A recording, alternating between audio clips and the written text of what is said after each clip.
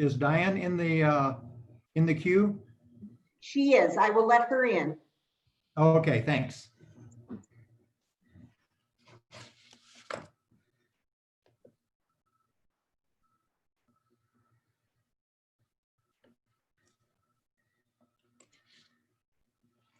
And Jill, are you still there? I am. Did we have anyone on the state parks topic that wanted to make public comment? I just We wanted did to give an not. opportunity. Okay, I didn't think so. And so if no one there now, public comment, we'll move on to the next topic. And Director Schober, welcome to the committee, and let's hear what you have for us. Good afternoon, Mr. Chairman and members of the committee. I hope that you're all doing well. I've been tuned in this morning and know you've had a lot of really good discussion. What I did, Mr. Chairman, is I prepared just a quick presentation with some numbers and some information on it. I know that all of you received that. I had submitted it to LSO, and with your permission, Mr. Chairman, I'd like to briefly go through that with you, and would like to be able to share my screen if that is, if that meets with your approval. Very good. Please proceed. All right.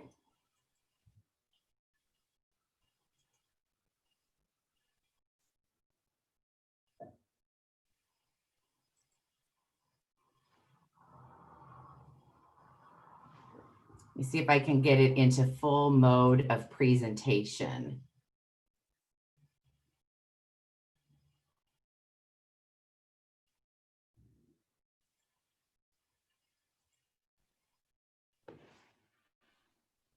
All right, I hope that all of you can see this. I would anticipate I would hear from you if you couldn't, so I'll just go ahead and proceed forward. So, you know, the last time we were together was in the first part of March when we were still in the session. And since then, as you all have been discussing this morning, a lot has happened. We had just launched our national campaign for the summer on March 6th. And so we were out through a very layered and integrated approach. Things were starting to happen a little bit more quickly and rapidly. By March 10th, we were on a conference call with our offices throughout Europe and 4 other states that we're in an international partnership with. Wyoming was scheduled to be the host of the international marketplace that was going to be held in Casper. We made the decision then based on the COVID effects to make that cancellation, which was really an unfortunate thing for all of us, but the right thing to do. And then on March 16th, we paused all media campaigns. The only thing that we kept in place was our search engine marketing, because we still were very curious about people, you know, what they were doing and if they would be looking for travel and or when. Things that are not as dynamic and nimble, such as billboards and other out of home and magazine or other print, were already in place, and those, they have a much longer shelf life. And so those stayed in place where they were. And then we also started launching a very intensive industry outreach just to stay in communication with those across the state of Wyoming so that we could be responsive to what was happening within the travel industry itself, the travel and hospitality industry. On March 24th, we had huddled together and then had started to initiate and to evaluate where we would go with a new strategy for our summer campaign based on what we were knowing at the time around COVID. The great thing about what had happened immediately was national research firms and the U.S. Travel Association and many other larger scale entities had started to do a lot of consumer sentiment and economic information and really gathering up a lot of good data and provided it to us at no charge. It was just something that these companies did because they have a vested interest in where the travel industry goes. On March 16th, we held our first Zoom meeting with our industry. And we've been holding those for 13 weeks every Monday morning. They're open to anyone in the industry. I know all of you get the notice. Many of you have joined us from time to time, but we're still holding those. We have those scheduled now through the end of June, and we'll reassess and see if we need to, if there's still relevant information or do we need to change the schedule. But we've been doing it for 13 weeks. And then we also were very strategic in how we were going to approach webinars and other types of industry association. And so on March 31st, we held our first webinar with Young Strategies, just going through a whole COVID forecasting and planning based on what tourism organizations were facing and what history had told us before. We had 54 attendees from across the state join us then. On April 8th, we hosted, along with the U.S. Travel Association and the Wyoming Department of Workforce Services, a COVID CARES Act webinar. We had 175 folks from around the state attending this one. And that was just really to help people understand what was in the CARES Act federal fund relief and what that would mean for Wyoming. And then on the 14th, we had another CARES Act webinar. We had over right at 200 people on that one on how to access the relief funds. And we had the district director from the Wyoming Small Business Administration and a commercial lender from Jonah Bank join us so that the industry could ask directly questions and have them answered. And then on May 14th, we joined the Wyoming Business Council, Wyoming Lodging and Restaurant Association, Wyoming Department of Health for a restaurant industry reopening informational session. On May 22nd, we hosted a summer campaign marketing update to review the strategy and the actually some more finalized details with our tourism industry across Wyoming. And we had 118 folks attending that with us. This is somewhat small to read, but it's in the packet of information that you have. And I just wanted to go through it with you rather briefly because it has really defined how we're approaching everything that we're doing as COVID has very much affected the travel industry. Some people have said it brought us to our knees, and really it did much more than that. We're facing unprecedented unemployment, unlike anything, since the Great Depression and World War II. So as we hunkered down at the end of March and put things on play, we developed, through this, just to give you a visual, as we were really in what we were calling crisis mode. It was the safety and assurance. And we had, none of our national campaign was going, as I'd mentioned, except for the SEM. And everything that we were doing was being guided through, again, data and insights. And what we were really doing was just encouraging people to stay home, stay safe until it was safe to travel again. And that while they were doing so, we were really promoting virtual tours and what we called armchair travel with inspiration of you can still dream about your travel destination. And we produced a video, Stay Calm, Stay Inspired. It was recognized by Forbes.com as one of the 8 best globally responses to the pandemic from a travel entity. Also was a really nice feature story about it in the Wall Street Journal. And so we've been in that mode with just more inspirational type things, working closely with our partners, gathering a lot of their visual assets and promoting them out through our channels, being sure that we were sharing the best practices. We established a COVID response page just specifically for the tourism industry across Wyoming, and then just stayed in regular contact with them. We also, in conjunction with the Wyoming Business Council, developed and deployed an in-state campaign, and that deployed in the middle of, I think we launched on May 18th, just to really talk about supporting local businesses as our economy started to reawaken and restaurants and others started to open. Yellowstone National Park, Grand Teton National Park, other Devil's Tower National Monument started to open. And so that was a campaign. Really, it was not about tourism. It was just about in Wyoming as residents, let's go out and support these local businesses and get our economy really going again. Now we're in the phase of what's called beginning to rebound, and we will actually next week on the 16th, we're going to press play on the national campaign that's been on pause. Slightly different strategy with it than what we had intended. And to start with them at the beginning of March, it'll have a little bit more messaging around this Why Responsibly umbrella, which is about responsible travel, but also being a responsible tourist when you're visiting public lands or you're engaging with wildlife, and has a lot of legs, but encouraging people to really start to plan their travel and to move through. So that's going to be happening, like I said, next week. We've added some other elements where we're not going as broad on our national campaign, where we'll have a partnership with the state of South Dakota Office of Tourism on a road trip. That'll launch on June 22nd. We have another road trip campaign that'll launch on July 1st that is really with all of our Wyoming partners. And so those are some other elements in addition to what the traditional campaign was. And then as we, pending that all things continue to move well and there's no unforeseen obstacles that would come into our way, be it with COVID or anything else, then we'll move into July. And in July, we'll actually go back into starting to just ease away from so much of the messaging around the why responsibly and focus on our brand platform of that's why, it's time to visit us, visit responsibly. And then we're also looking at some programs to extend that messaging a little bit later through the fall so that we can capture some of these events.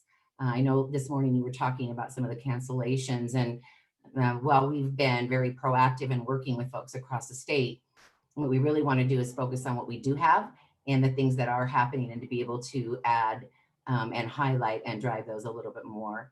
And then as you go to on the far right, the gradual reentrance and normal, that probably is not something that we would be seeing within 2020. We're anticipating that hopefully by 21, we'll be able to go back in and move forward with a fully scaled national campaign to drive the visitor economy. So the economic reality, I don't have to tell many of you this. I know you're all living it. You're business people, you understand. But the leisure and hospitality sector is Wyoming's largest private sector employer. And if you just received the latest information from the Wyoming Economic Analysis Division, you saw that the leisure and hospitality sector lost almost a third of their jobs, 36% job loss in May of 2020. And when you're the largest private sector employer in the state, that's substantial. Sales and use tax. The leisure and hospitality sector, again, suffered one of the tightest constrictions, down 33.6% for contributions into sales and use tax. And I know that when Director Westby was on earlier, maybe it was when Mr. Reese with the Humanities Council was on, I think someone asked him about the job and creative class. So when you're looking at the NAICS codes that define leisure and hospitality, you naturally go to hotels and restaurants and bars where you can on-premise consumptions, but that also includes arts and entertainment and spectator sports. So there is that other segment that's included in this leisure and hospitality sector. And then looking at lodging performance, the thing that's really important for the visitor economy is the overnight guest. The overnight guest stays longer. Their economic output in Wyoming is certainly substantial. And so when you look at these numbers comparatively from 2019 to 2020, just on occupancy, March was down, but then you really go into substantial dips in occupancy level, down 52% year over year in the month of April. We don't have the May figures yet. They'll be here probably by the end of next week. So we will have an update on this. And then RevPAR stands for the revenue per available room.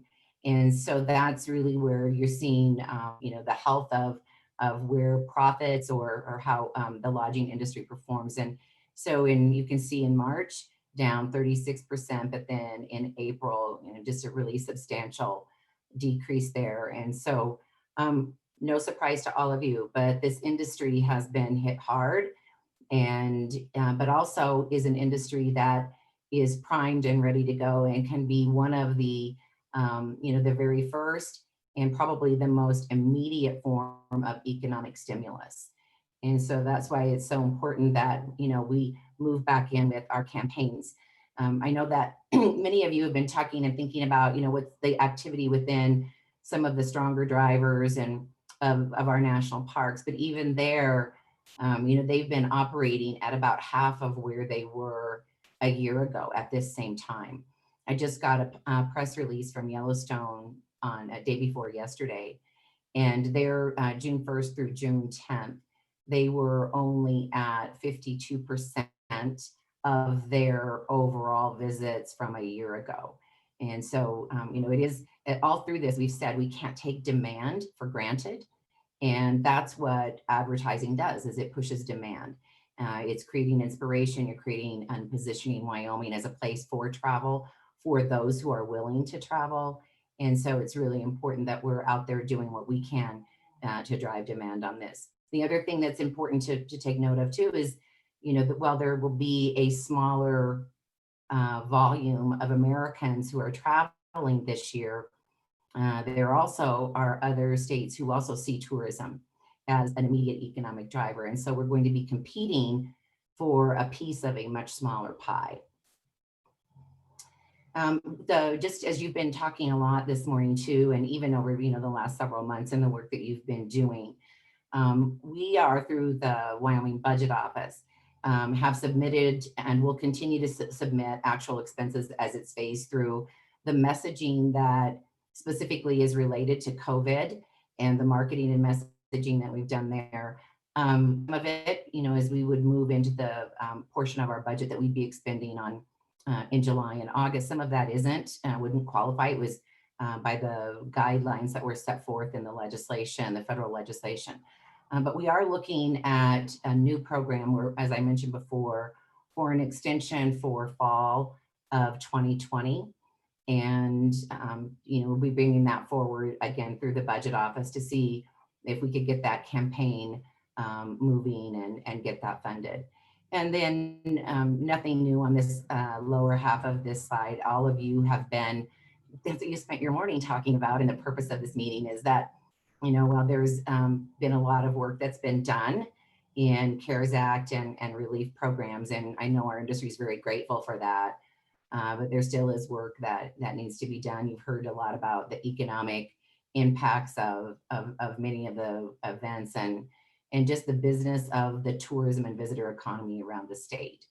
And so that, Mr. Chairman, is just a quick bit of information on the numbers and where we are today in moving forward. And I would be open for any questions if you have them.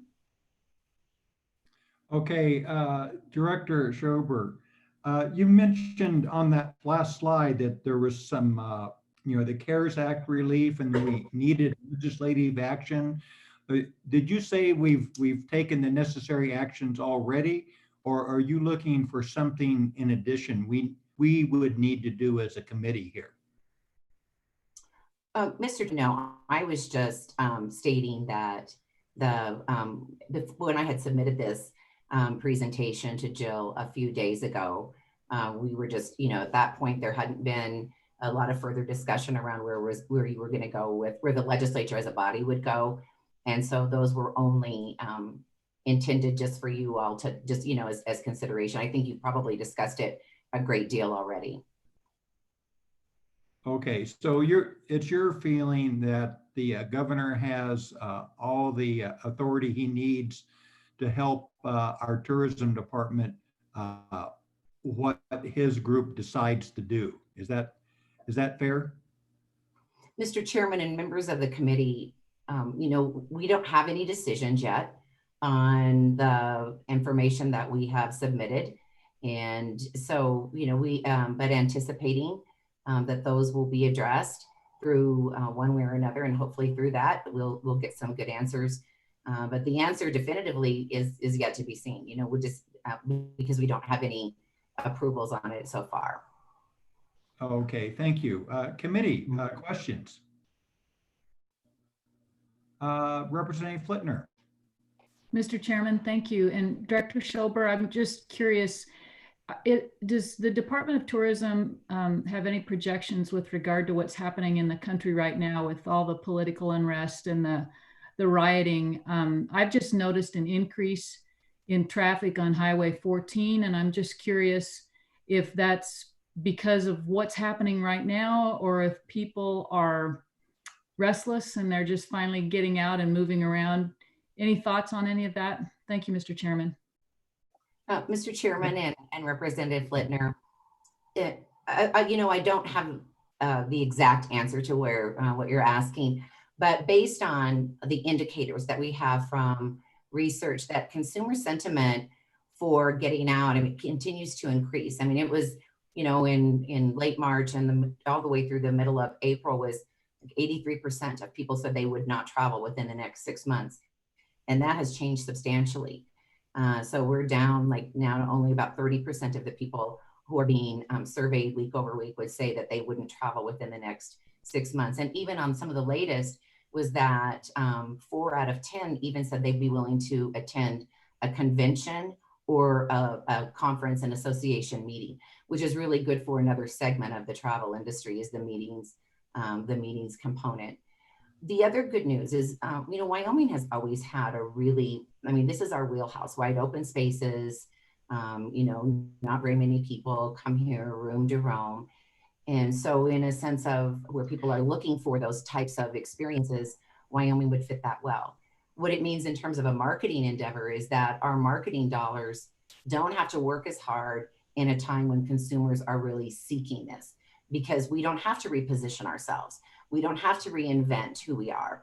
This is who we've always been. It's the attribute that we've relied on. So in that way, you know, it works well. And so our messaging and our marketing has been out there for years, also helps to build up. And where we still have always had search, where people want to look for Wyoming, they're going to get a return that would be from the Wyoming Office of Tourism based on how the algorithms work within search engine marketing. Okay, Representative Freeman. Thank you, Mr. Chairman.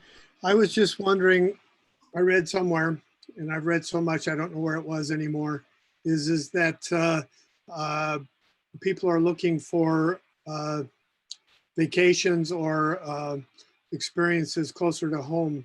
Do we see an increase in people from like Utah, Colorado, Idaho, those kind of places? Mr. Chairman and Representative Freeman, yeah, I think that there's in what we've read and what we've been guiding, using as some of our guiding principles, are that you know, people will be driving this year, that there will be a huge increase in RV traffic. I think they said the RV Association was up 1,000% on the rentals of RVs and campers. And so as people are driving, they're looking for road trips again. We've always relied heavily on the automobile traffic of some sort or another to come to Wyoming. We are shifting in our marketing strategy for areas where we're going. We've the national layer. We're not going to go full in on our national layer of advertising in this phase that we're launching on June 16th. Everything will be within a day's drive of Wyoming, and those so we'll be able to geo-target that. The hard part about just like doing things really locally is less than 2% of the US population lives within, even including Colorado, Utah, Wyoming, Montana, Idaho. And so in order to create a visitor volume, even within constraints, you have to be able to go outside of this immediate area and message that. So we're even into like Kansas City, St. Louis, and the very eastern parts of some of the Dakotas and the very west parts of some of the Midwest states.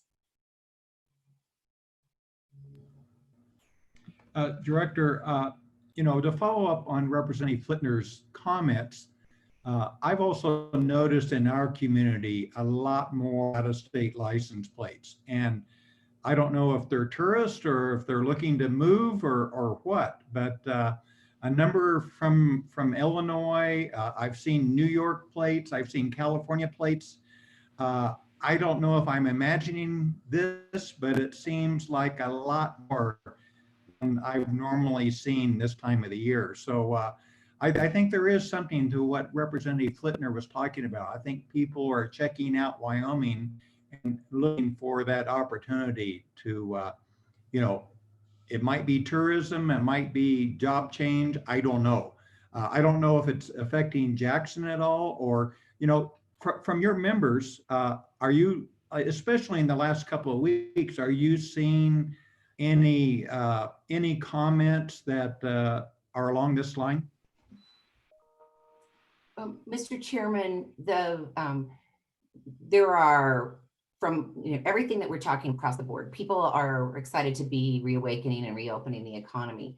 But I also want you to realize too that there are certain businesses, there are dude ranches that didn't even open for the season because they could not accommodate what was necessary for some of the health guidelines.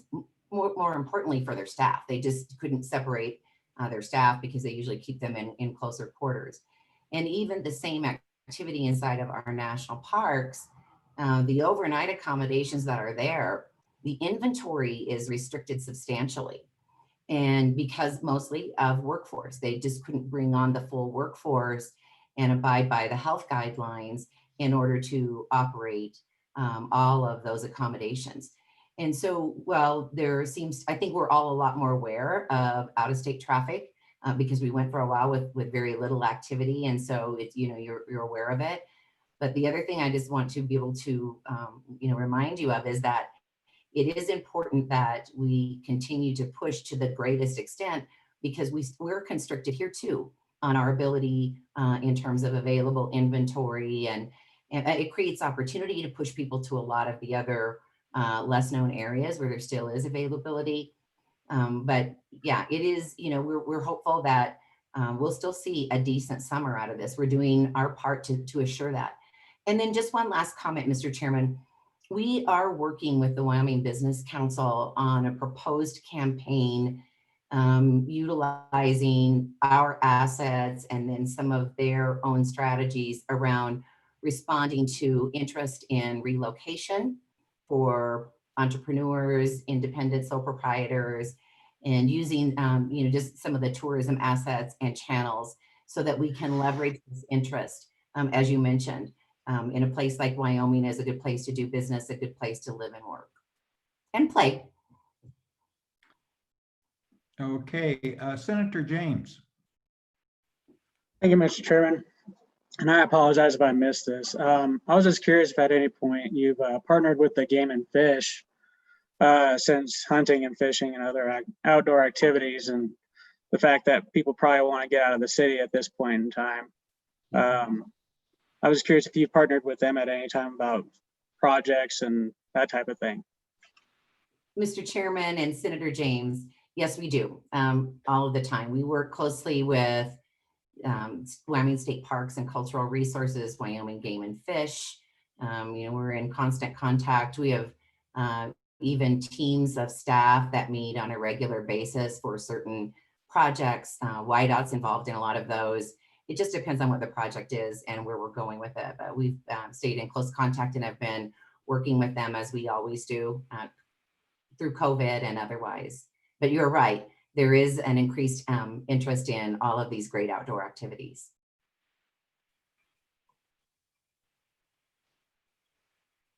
Okay, committee, further questions? Okay, Senator James again. Thank you, Mr. Chairman. Do you have any current projects that you're working on right at this point in time? Mr. Chairman and Senator James, there's not a specific project, but we have, with the advertising that will be launched starting on the 16th, we'll have all of those lifestyle, everything around fishing, hunting, it's all there as part of the experiences. Hunting won't be so much a part until we go into the fall. We'll be enhancing some of our storytelling around that a little bit more as we approach into the fall, but definitely, on pushing, you can, and I think I shared this with you even maybe a year ago, where throughout our site, you can go directly and buy a state park permit. You can go directly and buy a fishing license. So we're pushing direct sales even through our site to those other agencies. Senator Muniz. Thank you, Mr. Chairman. Diane, I was wondering if we could get a copy of any COVID relief funding you've submitted to the governor. Mr. Chairman, I'd be happy to forward it to you. Thank you. I appreciate that, Mr. Chairman. I'd like to see it from all the departments if we can get it. It's a good idea. We'd like to see that. If you could submit that to staff and then they'll get it distributed, Diane. Mr. Chairman, I'll follow up with John. Okay, Senator Dalton, please.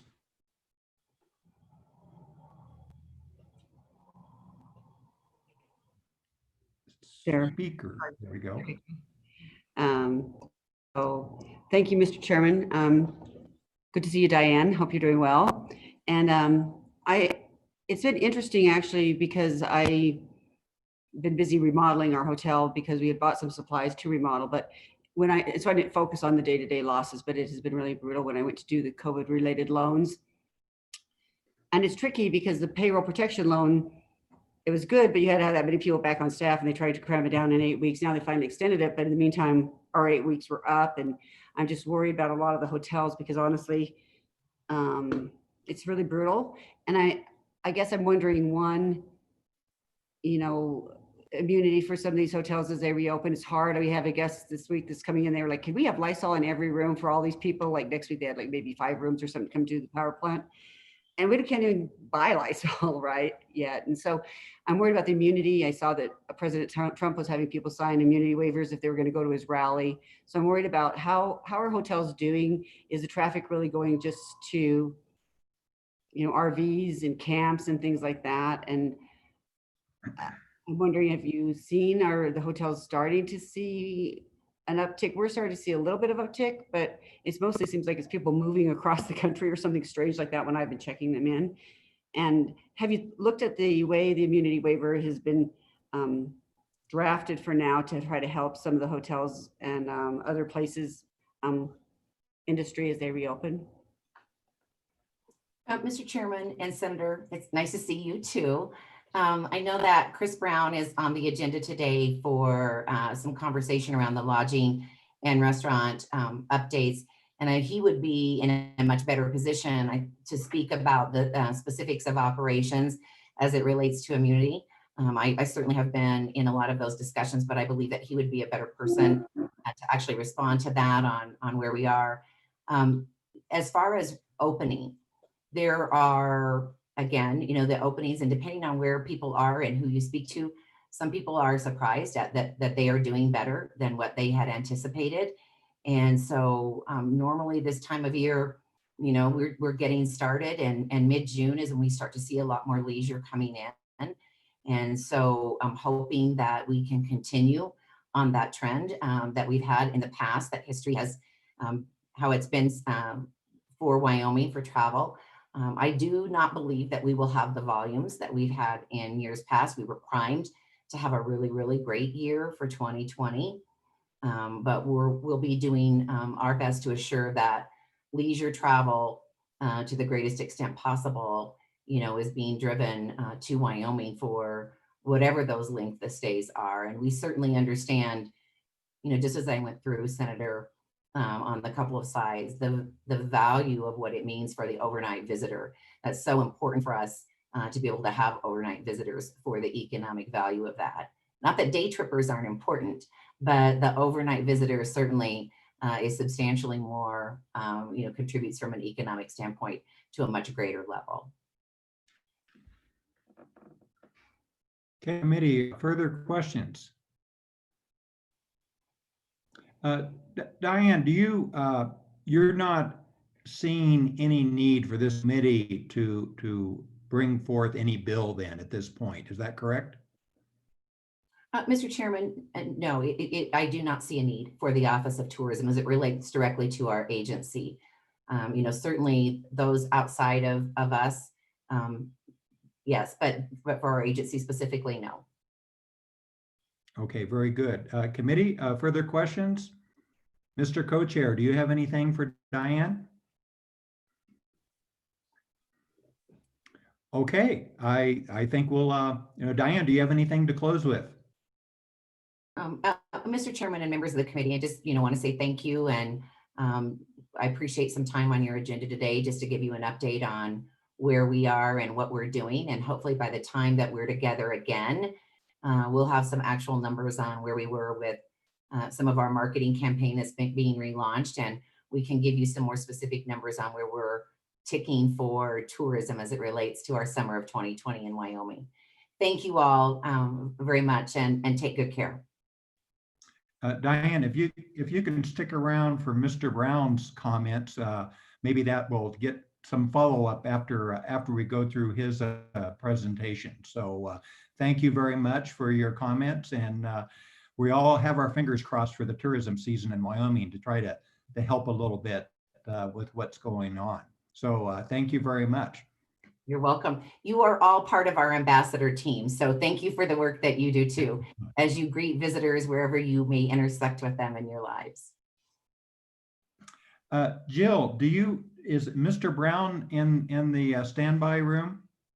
Actually, we have Cy Gilliland from Wyoming Outfitters and Guides Association that wanted to do public comment on the tourism topic first, if that is okay. Absolutely. Absolutely. Let's go to public comment now for the Wyoming tourism update. And is there just one in the queue? As far as for that topic, yes, the remaining individuals in the waiting room are here for the lodging and restaurants topic. Okay, please bring him on board.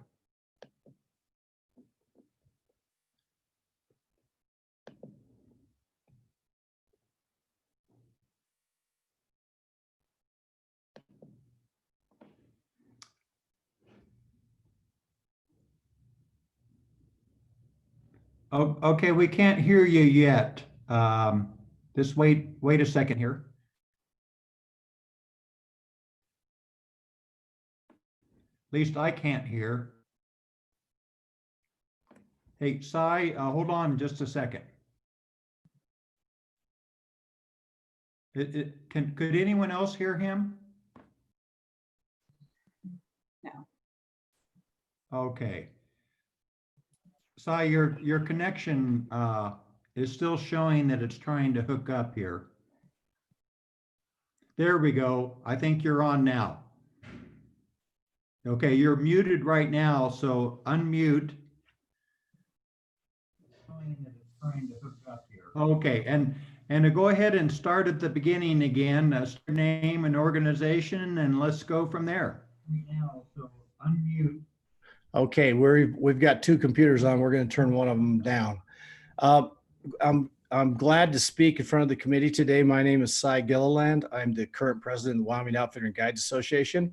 And what I've been asked to do by our membership is to speak to the committee about the state of the outfitting industry in relation to what's happened with COVID, in addition to the concerns about our economy. I want to start a little bit with the fishing industry. There are several of our members are also fishing outfitters. And as you know, what happened this spring was pretty devastating to the fishing industry. Many of those outfitters that operate heavily in the spring, like the outfitters around the Casper area, pretty much lost their entire season.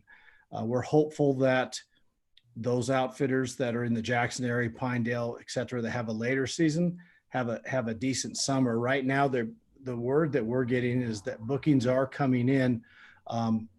It's not like past years, but they are coming in. So we're hopeful that that will continue.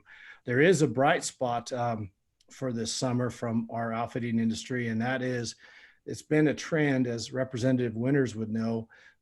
Years ago, multi-day backcountry trips were very, very popular, and that's been a trend that's been slowing down in recent times. Fewer and fewer people are wanting to go into backcountry for 5-7 days on a multi-day trip, and that seems to be ticking up pretty heavily this year. So that's kind of a neat deal. So apparently there's a lot of people that want to get on a horse, go to Wyoming's backcountry for 5 to 7 days, and kind of rediscover that part of what they do, what they used to do. So we're real hopeful about that. The trail ride industry is going to take a hit this summer. As Diane alluded to, we're going to see a significant decrease in summer tourists. Several operators have decided not to open this year, myself being one of those, and just not take the chance on being down 30-40% on trail rides. Hunting looks strong. The hunters are obviously a different breed of individuals. Game and Fish saw an uptick in deer and antelope applications, and the reports that we're getting from most of our outfitters is that they are booked to capacity for this fall. And that's one thing I want to talk to you a little bit about today. Idaho this spring did something to accommodate their hunting industry, which I think needs to be brought up. to your committee and hopefully the governor's office. And that is, when Idaho had the big shutdown this spring, like all of us did, they allowed their hunting operations to operate outside of what the regular quarantine and shutdown operations, that sort of stuff, for the rest of the state as far as spring bear and turkey. So if you had a trip booked with a hunting operation, a licensed operation in Idaho, you were allowed to continue and service those customers last spring, even though other non-resident bear hunters were not allowed to come into the state, just the ones that had hunts booked.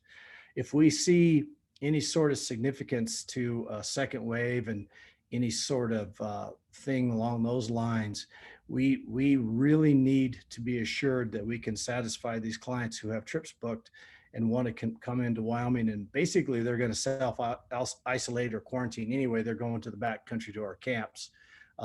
Or they're going to be going to a motel and stay in a motel and going on a hunt. But if we don't have that sort of assurance or some sort of protection, if something like that comes, it will be enough to for sure submarine the entire industry. So I really want to pitch that. I would like the committee to think about that, and we'll talk about it some more in Thermopolis. The second thing that I wanted to bring up is we have some pretty big concerns about the liability protection law, the way it's written right now. And it seems like it's more of a trap than it is protection from liability from people possibly contracting COVID when they come to a hunting camp or somebody's place of business or their motel or whatever it may be. And we would like the legislature to possibly look at that in more along the lines of what we have right now under what we call the equine liability law. So the equine liability law pretty much puts the onus back on the participant. If they choose to participate in an activity that involves some of the inherent risks that we see with outdoor activities like riding horses, then it's on them if something were to happen with getting a horse wreck or get injured or whatever. And the way that liability law reads right now, where you have to comply with whatever local and state health orders are, those are going to be really, really difficult for most of our operators to operate that way. And we just don't see that. It's more, the onus should be put on the consumer. If they choose to come and go participate in one of these activities, just like the equine liability law, they need to assume that level of risk. So that's a snapshot of the industry, and I really appreciate your time, and I appreciate everybody's attention and everything that you do, and we'll see you in Thermopolis too. Thank you, Mr. Gilliland. We had this liability protection as part of the special session, and it was quite controversial. Did you follow that during the special session? We did, and we followed it, and we were super hopeful and super excited about it being introduced. And I know there's a lot of industries, not just the hunting industry, but the motel industry, the restaurant industry, all these industries need this protection. Yeah, I think that's going to be tough, but it's something we could possibly consider. And also, could you further explain what Idaho did? These were out-of-staters that had booked trips, and was it shut down to in-state folks and only outfitters could operate? Explain that a little bit further. Okay, so when Wyoming shut the fishing down they didn't allow the 1 and 5 day fishing licenses to be sold. Other states like Nebraska didn't allow non-residents to come into Nebraska to go turkey hunting.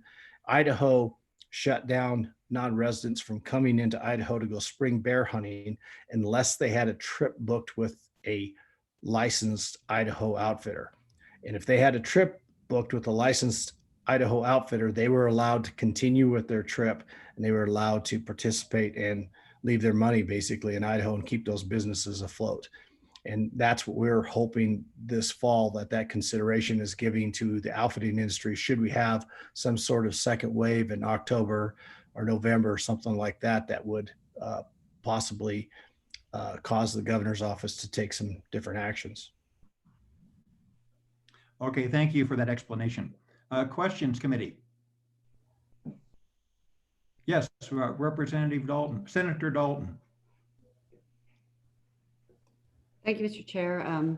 Cy, thank you for your testimony. I understand your concerns, obviously, with what was passed ultimately only protected you if you acted in good faith or you followed the directions of your local health officer or the state health officer. So it is a little tricky with the horses, and especially because of the section 35(4)-110, which says that if you spread a communicable disease, you know, obviously that was the smallpox blankets and issues like that. So I wasn't really, I know we tried to get more of a general immunity provision, but are you wanting us to look more at some sort of certain other statutory section? I know that we did the Ski Protection Act where it was pretty bold and broad and gave a lot of protection to the ski resorts. And I guess it's, are you trying to look at that, Cy? Yes, Senator Dalton, thank you. We're looking for something that basically puts the onus back on the participants. So if you choose to come to Wyoming and you choose to go on a hunting trip in Wyoming, you're going to be in a camp situation, and it may be a wall tent situation, it may be permanent buildings or whatever, but oftentimes there's more than one client using the same tent, and those trips are booked that way already. So if you have a permit with the forest, for example, and your permit says that you can have 4 client tents in that particular camp, and you've got 8 clients coming to camp, they know that 2 of them are going to bunk together in the same tent. And there's really no way that we can change that. We can't just suddenly go to the Forest Service and ask to put up 4 more tents. And as Representative Winters knows, this stuff is all hard and fast when you're dealing with the Forest Service and their operation plans and that sort of stuff.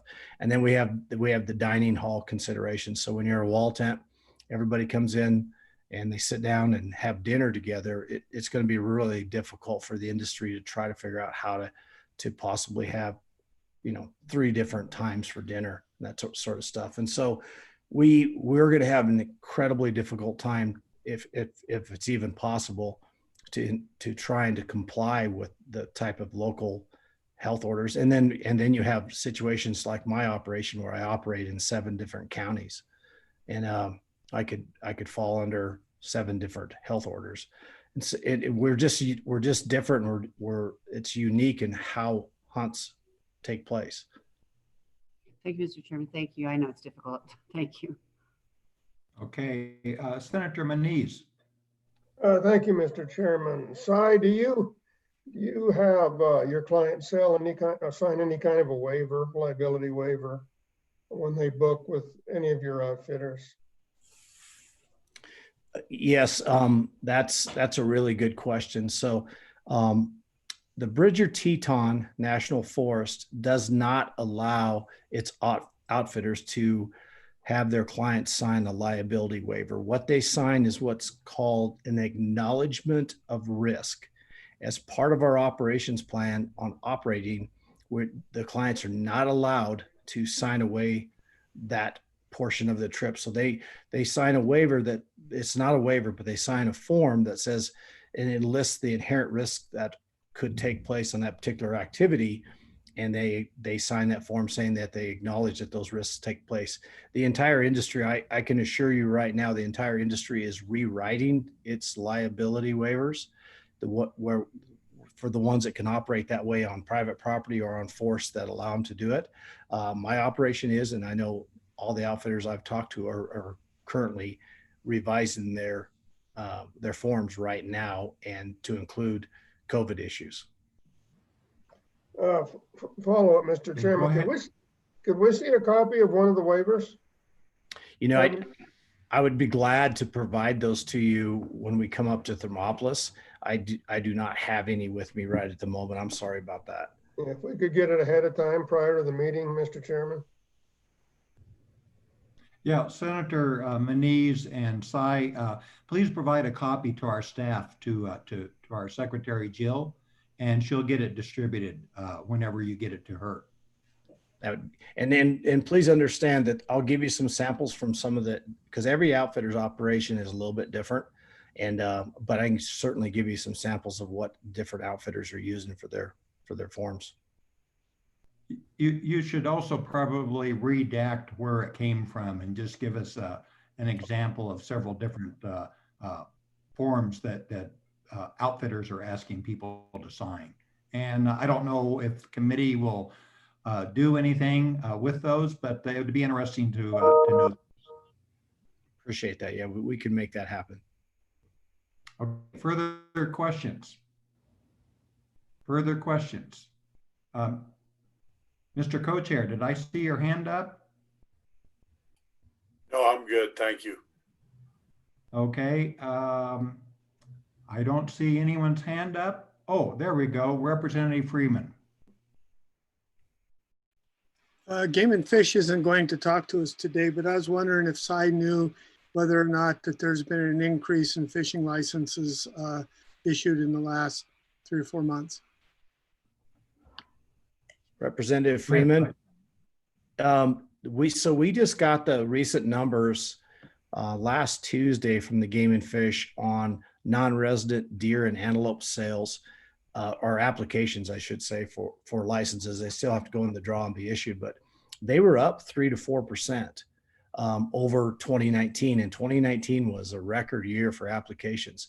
Elk applications were down, but if you think about it, they had to withdraw their applications by May 8th, and so they kind of hit a bad spot there where people really weren't sure exactly what they're going to do. So there was about 2,500 fewer non-residents applied for Wyoming elk licenses. My understanding, Representative Freeman, from what I'm hearing, and I just talked to Director Nesbitt a couple days ago, and he said fishing licenses, both resident and non-resident, were up significantly. Okay. Further questions? Further questions? Okay. Thank you, Cy, and thank you for taking the time to address the committee. Thank you, everybody, and we'll get that information to you, and we'll see you in Thermopolis. And Jill, do we have anyone else wanting to testify in the public comment period? The remaining people in the waiting room are for the lodging and restaurants issue. Okay, very good.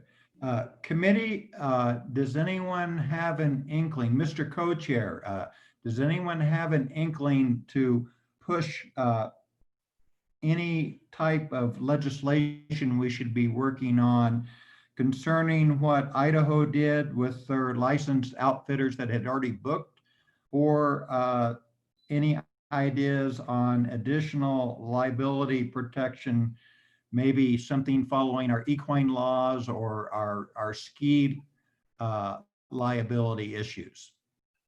Mr. Mr. Chairman, Co-Chair, what do you think? I think without a doubt the liability, as you know, I pushed in the last special session. I think liability is a key issue in these industries, all of them across the board. And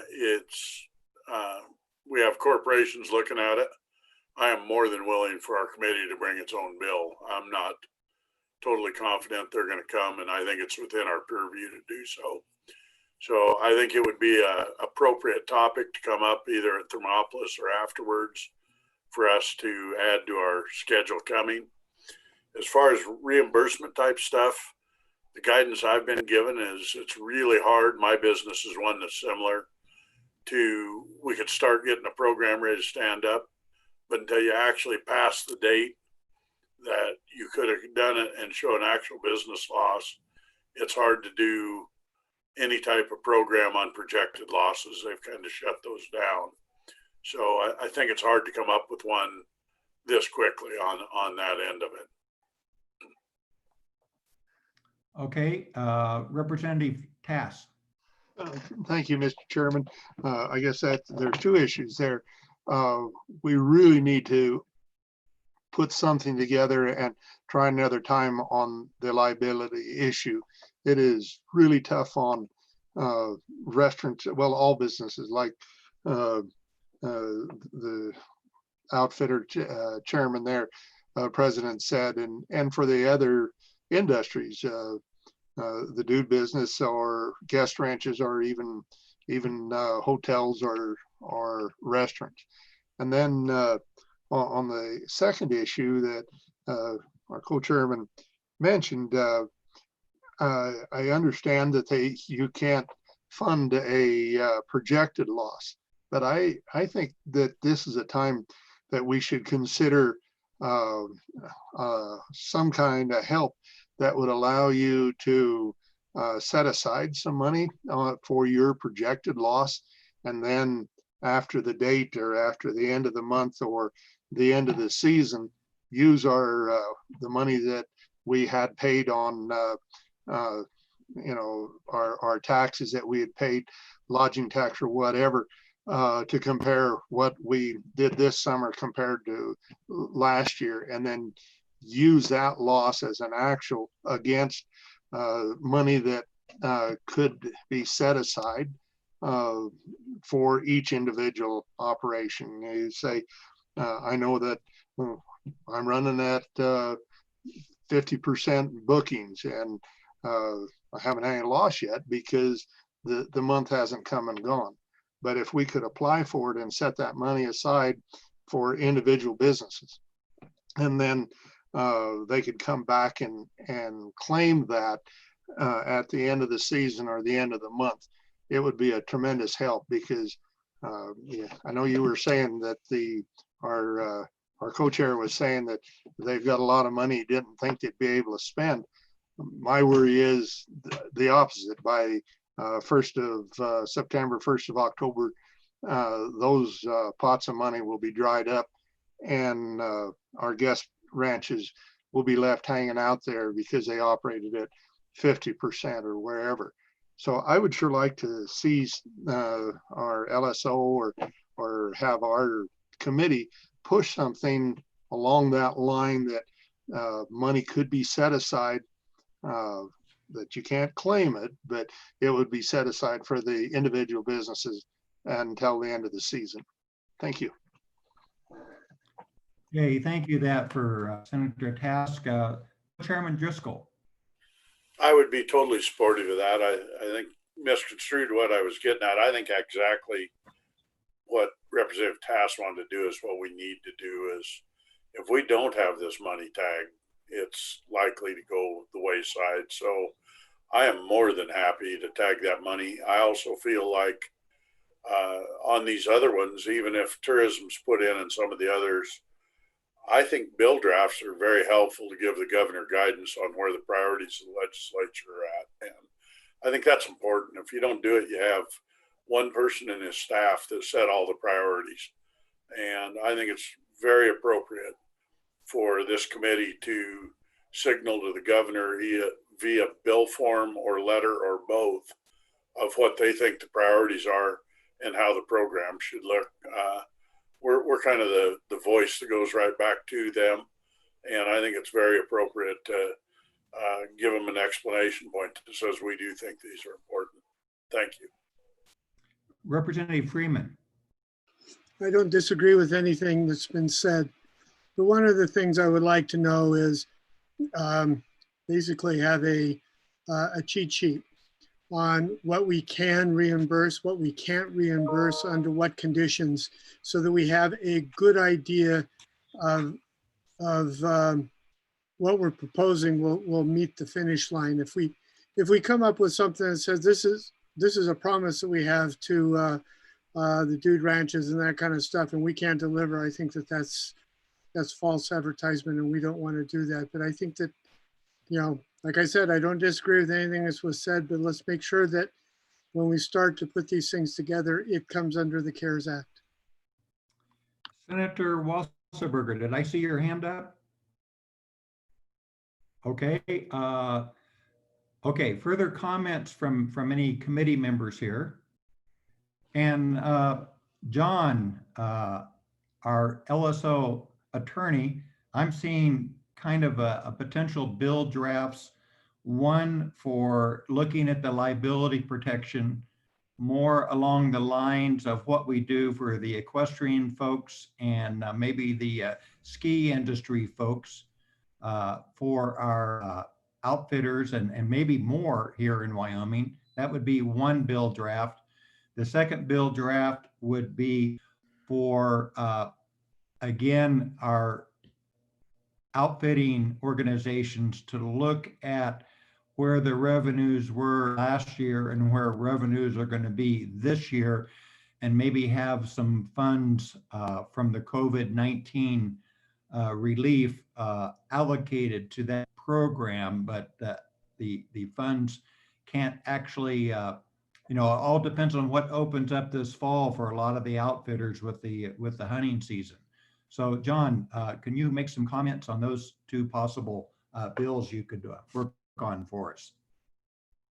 Mr. Chairman, in regard to the liability approach, would the liability protections only be extended to those folks that are taking part in the sort of outfitter type of activity?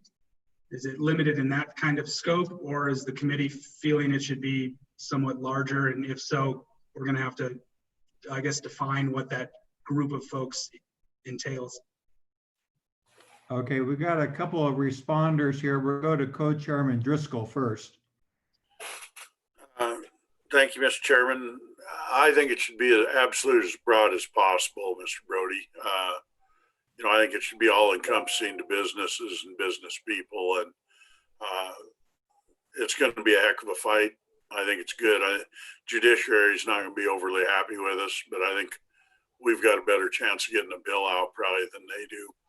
So I would like to see it be a very broad bill that overarches the hotel owners, campground owners, restaurants, general businesses. And that's kind of what we were trying to do in the special session. But I think that's important in general for industry.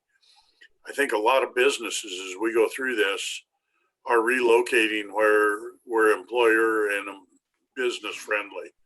And I think Wyoming, coming out as a leader in tort reform, will find that some businesses move here because we have strong laws that take care of us. And I myself am personally think it's a very, very high importance to get that done. So does that help you where we're at?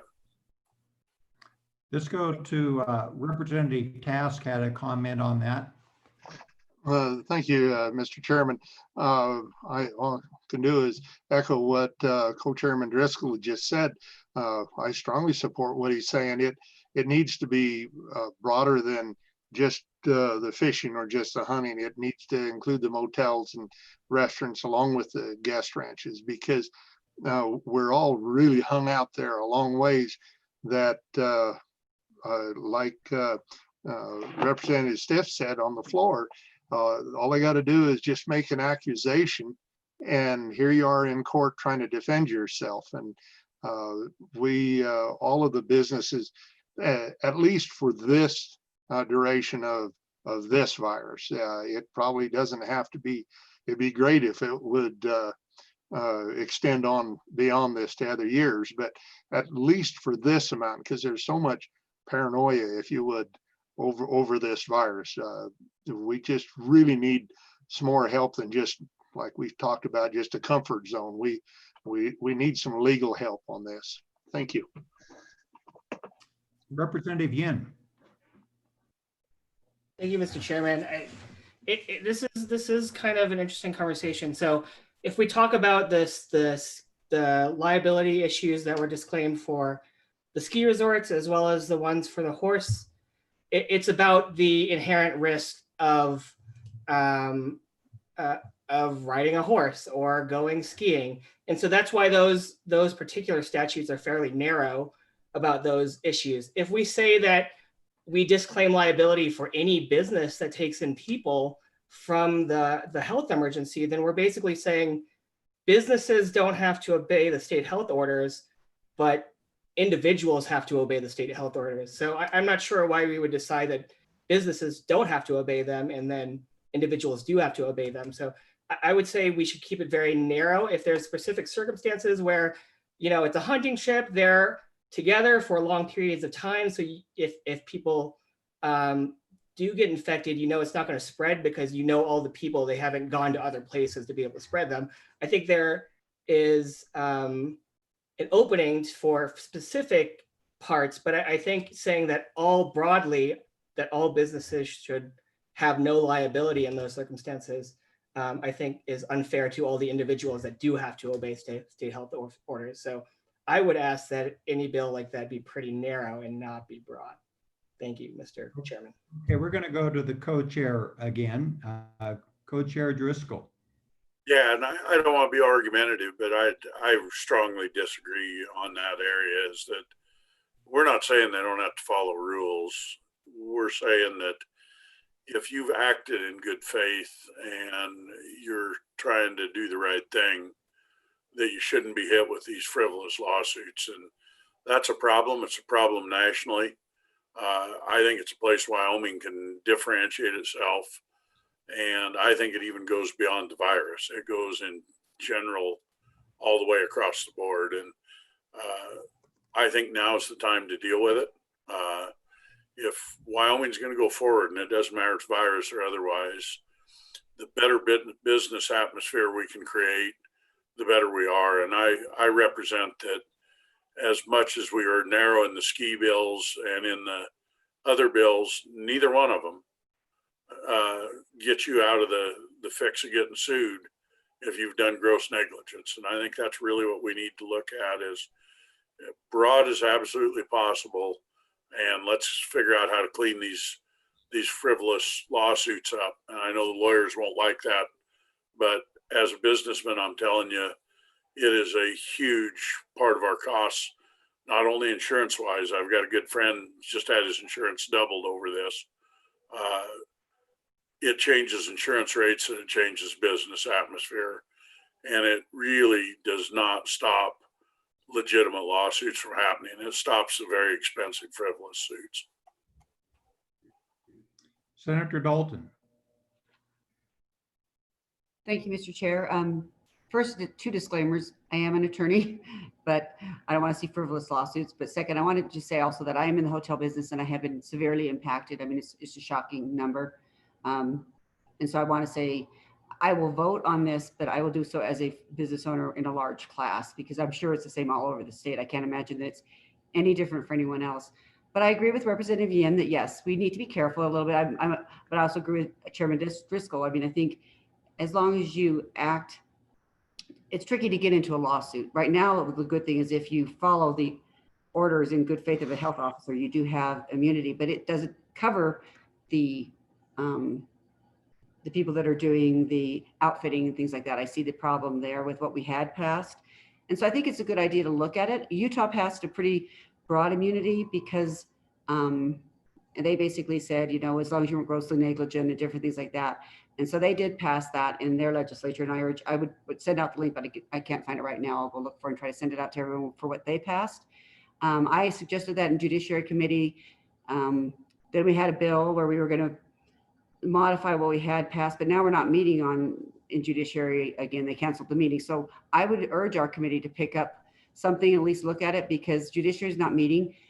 You can't unattach liability for these people. If you become liable, you're in a lawsuit, and being in a lawsuit is no good time. Even being an attorney, it's awful to have to go to court for any reason. So I'm not saying let's give blanket immunity if people act and they're grossly negligent. I don't think that would be what Chairman Driscoll would be saying he wants to do either, but I think we should try to craft something that's a fair protection for businesses so we can open up the state again. People in Wyoming want to get out there and people want to feel safe. And take you for an example, Old Chicago's in there, and there's people in there and they trot up to their other buddy in the tables that are supposed to be social distancing.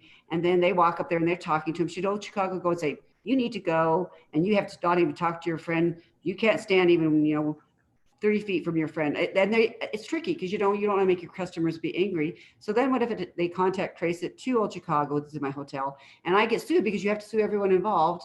And then I'm stuck in a lawsuit, not even based on any of my actions. And so I'm just saying I would encourage this kind of conversation. It's not being taken up in Judiciary at this point. And so I would, but I listened to obviously Representative Yin's caution, and we want to be fair. We don't want to kill our patrons. None of us want that. We want to take the proper measures. And I think most of us in business I'm trying very, very hard. So I just wanted to urge that in your considerations. Senator James. Thank you, Mr. Chairman. In regards to the outfitters, I mean, should the non-resident hunters still be able to hunt if they're not with an outfitter? I mean, if COVID-19 does come back, can the non-resident hunters still come hunting? And that's something that should be addressed as well. Okay, Senator Manise.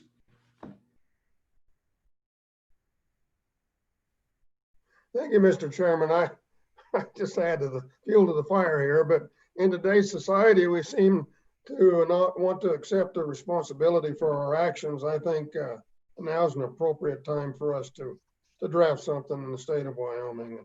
I agree with Senator Driscoll. Let's do something in Wyoming. Okay, further comments before I go back to staff? Okay, seeing none. John, I think we've got a lot of direction there. I know Senator Dalton mentioned the Utah bill. I'm not familiar with that bill. I don't know if you are. Maybe take a look at that and try to make this as broad as possible, but not letting them off the hook if they've had some irresponsible behavior. So yeah, I think the committee wants to look at that again. So Mr. Chairman, Co-Chairman Driscoll. Mr. Chairman, Chairman real Driscoll, go ahead.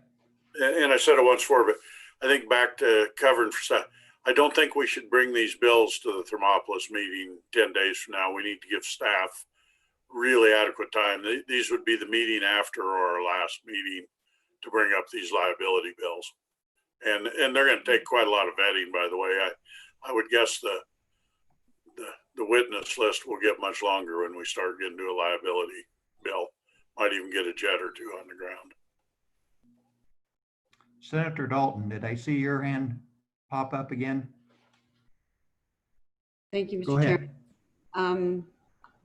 I understand what you're saying, Chairman Driscoll, but I wonder, the longer we wait, I just worry about the fact that the liability attaches. How could these people open up when they don't really have any orders and no direction? I'm just a little worried. I mean, would you be, I think there's a bill draft I have that Representative Stith and I had worked on to begin with in the First Amendment. There's a Utah law that's pretty straightforward. I think that they already have a lot of stuff. I don't know. I'd ask John, of course, if he felt that was too much. And obviously, Chairman Driscoll, you're in charge. I just wanted to ask if we could maybe start trying to vet it a little bit. Go ahead, Co-Chair. Speaker. Mike. Mr. Co-Chair, Mike. Mr. Chairman, thank you. I'm very comfortable as long as we don't overload our staff. I'm trying to be as respectful. We're about 10 days out on that Thermop meeting, and I'm very happy if Mr. Brody and Jill think that they can get something together that's acceptable. I'm happy with it, but I don't want to put so many bricks on your back. I know you guys handle other committees in this as well. So that's my only concern. Okay, Mr. Brody, any comments before I ask for a straw poll whether we work on this bill or not? Yeah, I guess, Mr. Chairman, first thing I guess would be just a bit more of an idea on where the committee wants to go. I know you want the bill broad, but not too broad. There's been mentions of perhaps gross negligence would be the standard by which people's conduct is judged. I don't know if that's what the committee wants or if that was simply just a viewpoint that was shared. For example, Senator Kinski didn't introduce that very broad immunity bill during the last special session that basically just was a blanket immunity when it came to COVID-19. So I don't know, I guess if I could just have a bit more guidance on what you wanted this bill to look like as far as the type of conduct that would be given the immunity, that would be appreciated. Okay, Representative Epps. Yes, thank you. Could they possibly do two bills, one that is a Utah bill and the other one that you're talking about? That way we kind of have an idea, being able to see both of them, and we can decide which way to go. Well, I think we start with the Utah bill. It sounds like it was probably what we need at this point. I haven't looked at it, but I imagine it does cover this, but it doesn't eliminate the gross negligence from the operator. But Senator Dalton, do you have some comment on that? Thank you, Mr. Chairman. I have forwarded on a draft of immunity bill draft that has coverage during a public health emergency if you act in good faith following the orders, but also exempts out acts or omissions constituting gross negligence or willful or wanton misconduct, which would address Representative Yin's concern. And that is a draft that the Holland Hart attorney presented to us at Judiciary, and then Clark Stith, Representative Stith, modified. So I have already forwarded that on to John Brody, and I would suggest the Utah legislature it's only like a paragraph. So I think we could probably look at both pretty easily. And I gave him this draft already, and I think it wouldn't be a lot to work off of it from it. It's just a suggestion because it gives you an immunity if you're following orders in good faith, but also exempts out gross negligence or willful wanton misconduct. So I think hopefully you got that, John. Did you get my email? Hopefully. I just received it. Thank you. John, I would think that would be a good starting point, and obviously in our next meeting or the meeting after, we would have an opportunity to adjust things as the committee sees fit. So I think with that, before we beat this dead horse to death, why don't we do a straw poll to make sure we have enough votes for a bill to be drafted. So all those in favor, please raise your hand.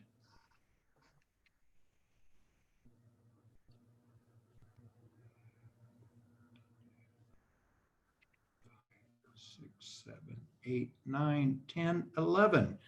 I think we have plenty there. So Mr. Brody and Jill, you guys have yours there to draft a bill.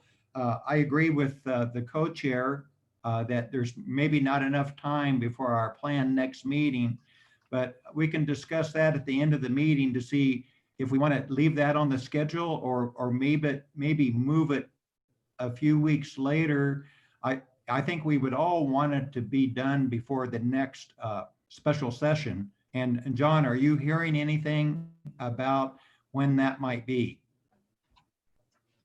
Nothing beyond what was communicated to the members. It looks like potentially July 15th could be a possible date, but that's just trying to maybe read in between the lines on the letter that was sent to everyone. So, Mr. Co-Chair, do we want to push staff to have us ready for the Thermop meeting, or that might even turn into a Zoom meeting? I'm not for sure. Go ahead, Mr. Co-Chair. Mr. Chairman, thank you. I do think if it's doable, we should do it by the Thermop. And no, it won't be a Zoom meeting. If we have to go against the rules, we're still going to have a meeting in Thermop. I went to Riverton for the hybrid meeting, and I'm pretty hardcore. It's time to get back to doing meetings, and I will push management council pretty hard to allow us to do so. Those that are uncomfortable, we can do it from somewhere else. Okay, go ahead, John. I guess some logistics. If the intent is to have some sort of immunity bill for consideration for that meeting, we only have 5 days for that bill to get drafted, reviewed, and presented to the committee. So that really just under normal LSO kind of approaches, that is it not enough time to give you the best product that we would normally. So I just wanted to kind of put that out there. And then again, we're only 5 days out from that Thermopolis date, and there are a number of logistical concerns on our end on doing that, but certainly that can be a conversation for a later time. Okay, Representative Edwards. Yeah, before we give it up, I was wanting to maybe have presented a bill of the Idaho on the outfitters, and also for the out-of-state hunters that aren't using outfitters, that they would both be included, and also with fishermen. Okay, Representative Edwards, are you talking about an additional draft bill to look at what Idaho did legislatively with their out-of-state outfitters that had already booked a reservation? Correct. But I'd also like to add into it, those that don't use outfitters too, because if they have their hunting paid for by whatever means, that they would also be able to. And I wanted to include in that fishermen too, in case there's a problem that comes back later this fall and they go locked down again. So I guess if an out-of-state person has already purchased a license, you're saying that you want them to be able to hunt regardless of what we do in Wyoming? Yes. Okay, well, we can discuss that, but before we go to that Idaho type outfitters bill, I wanted to get back to the losses that haven't been sustained from some of the businesses in Wyoming. We were talking about outfitters in particular, but frankly, this applies across the board to hotels and restaurants and small businesses. And I know small businesses are applying for funds right now to account for their losses. And how do the people this fall that are going to have possible losses be able to partake in this? So committee, what's your pleasure there? Representative Yin.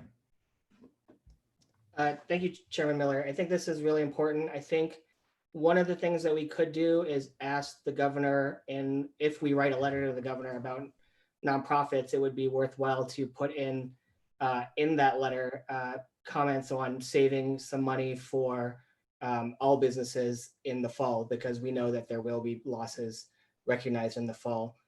Either that, or I'd be more than happy to support a bill draft for August where we set aside a new chunk of money for tourism-related losses in the fall as well. Okay, committee, further discussion. John. Oh, okay, go ahead, Representative Tass. Thank you, Mr. Speaker. And I would like to see us make it available that it isn't a blanket tourism industry. I would like to see it set so that each individual business, guest ranch, hotel, whatever, would give an estimate if they think they're running at 50% or whatever, that money then could be earmarked for them. And then you could demonstrate between your sales tax this year and sales tax last year as to your actual loss, and then apply for that actual loss. But instead of just being a blanket, then it'll be a foot race to see who gets to claim the money and who doesn't. Where if you could allocate, respond to individual businesses, as this is what I think our loss is going to be, that you could earmark or set aside money for that business. And then if you don't have that much in it, hopefully it would be something reasonable, not pie in the sky. And I don't know how you'd address that, but something along those lines I would like to see. Thank you.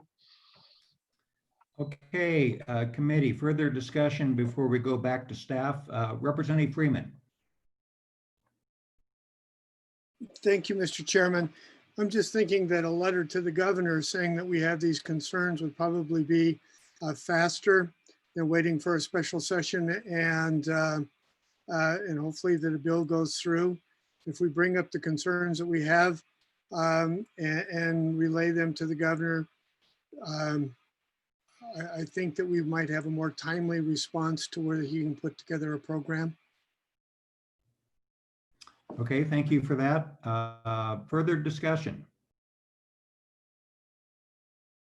Okay, seeing none, and committee, Representative Winters.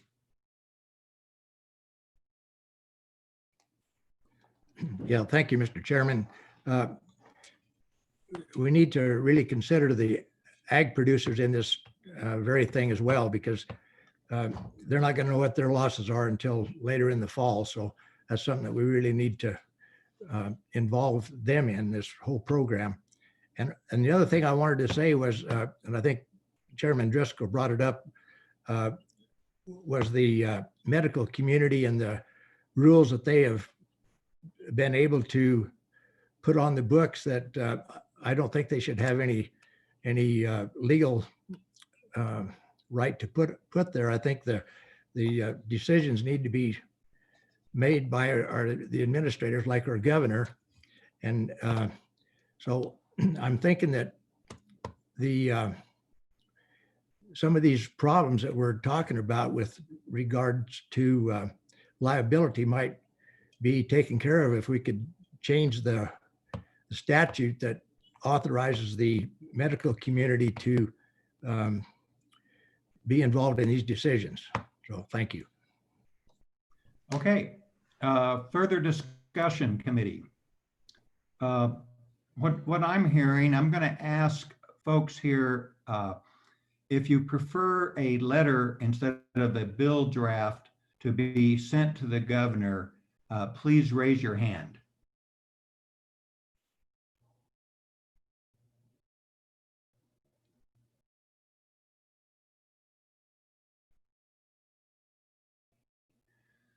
Okay, and those who would prefer a bill draft, please raise your hand.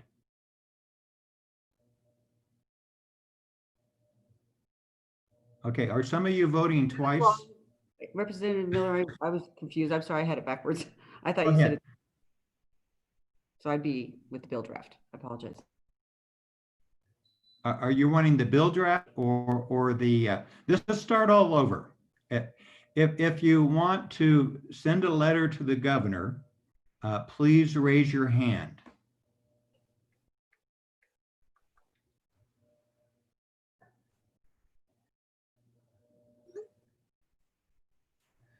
Okay, only mix there. If you want to ask for a bill draft on this topic, please raise your hand.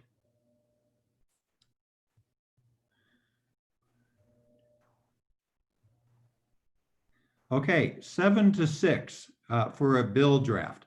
I think we're going to need a lot more direction for Mr. Brody to come up with a bill draft here, because we've left it kind of open. We talked about ag. We talked about other businesses in Wyoming. So Representative Freeman.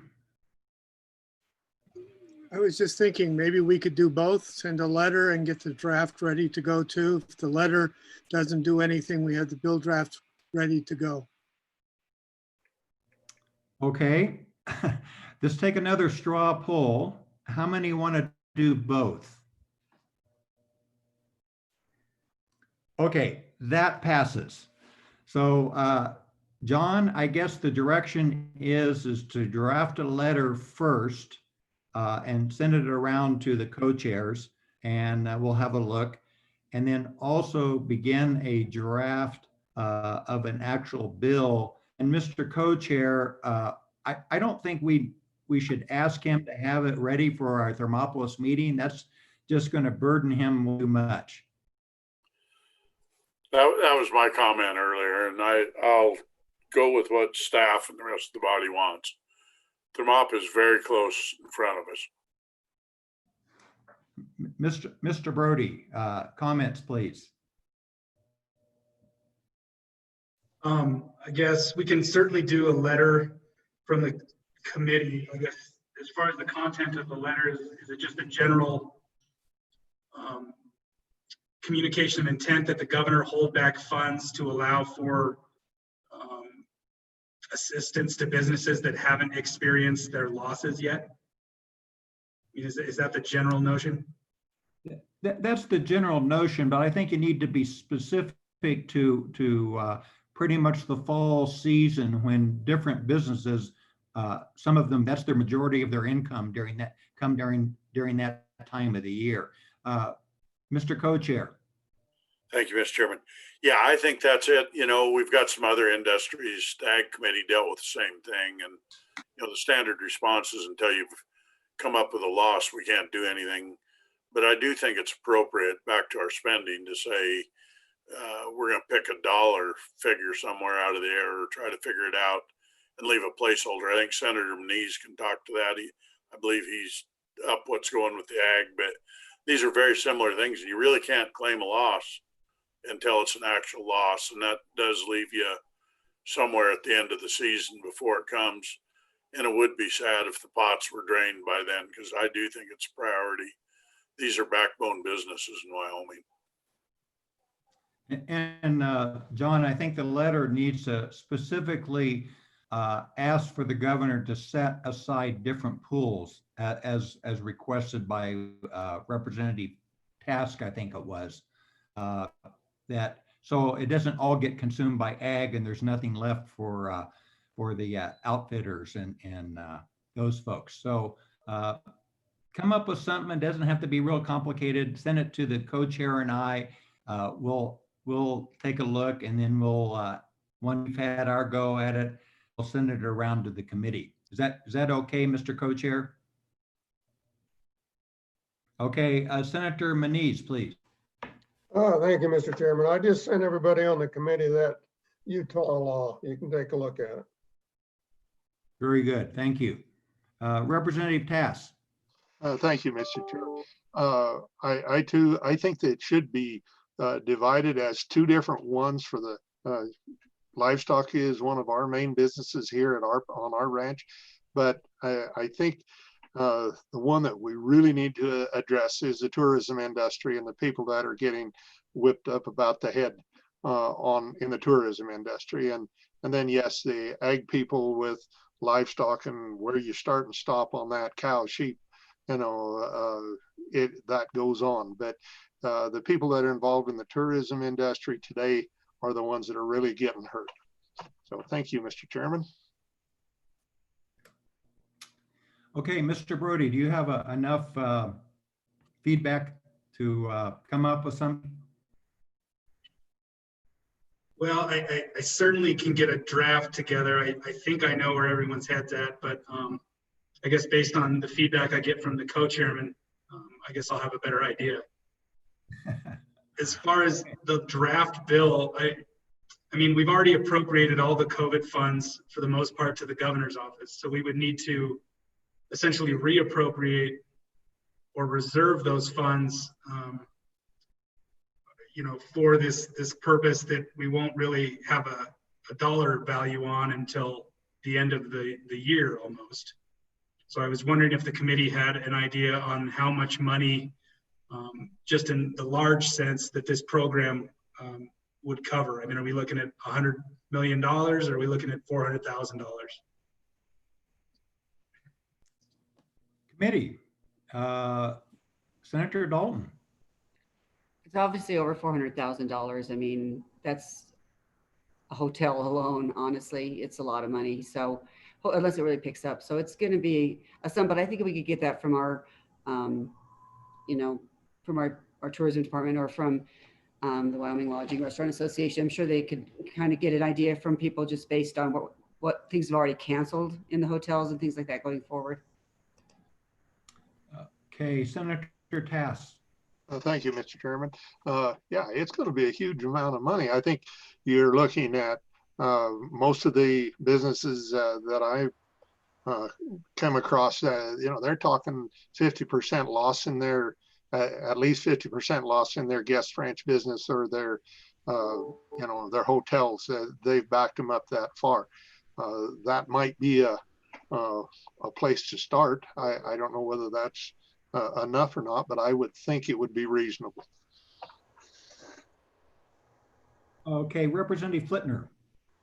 Mr. Chairman, thank you. Based on what Mr. Brody just said, I have a question then. So if the money has already been appropriated, how can we recapture any of that for a new program? Thank you, Mr. Chairman. Mr. Brody, is that possible? Oh yeah, it's entirely possible. So as the committee will recall, I believe it was Senate File 1001, appropriated the money in 3 would have been called tranches. So after the passing of, I believe, July 15th and then September 15th, more of the COVID funds are released to the governor for the purposes of the authority that was given to him during that last legislative session. So I guess hypothetically, well, I mean, depending on the timing of the bill, I guess the possibility exists that there wouldn't be any money left, but it is quite, I mean, $1.25 billion was given to the state as part of the CARES Act. So it would just basically be pulling the money that the governor doesn't have the authority to spend yet from that, I would guess, the September 15th tranche. If that makes sense. Okay, Representative Freeman. Thank you, Mr. Chairman. And as I hear the discussion and how much money we come up with and stuff like that, I'm kind of concerned. I'm concerned about agriculture, so don't get me wrong. But we're the TRW committee, and I think that we should focus our letter to the governor on industries that come under our purview, and let like the ag committee do the same thing, and then let the governor sort it out. So if we do motels, outfitters, those kind of industries, one, I think we can get the information much quicker, and so that we have kind of a solid dollar amount. And then two, you can go forward with that. But I think if we get too broad, then I'm afraid that the governor will shrug and says, yeah, I'm for everybody too. So let's be an advocate for the people that we're tasked to help. Thank you for that, Jim. And Mr. Brody, I think we do want to keep it focused on the focus of our committee here. So, hotels and restaurants and the outfitters would be covered by this. We'll let ag and the other industries worry about their help through their committees that have oversight with them. Mr. Co-Chair, where are you on that? Mr. Chairman, I'm all in. I brought ag up not as a means to bring it in, but to use it as an example that these industries that don't have realized losses. And that's just a tough issue. And no, I'm all in to go strictly with lodging and restaurant and outfitting and guides industry. That's good by me. Okay, committee, further comments, further direction for our staff?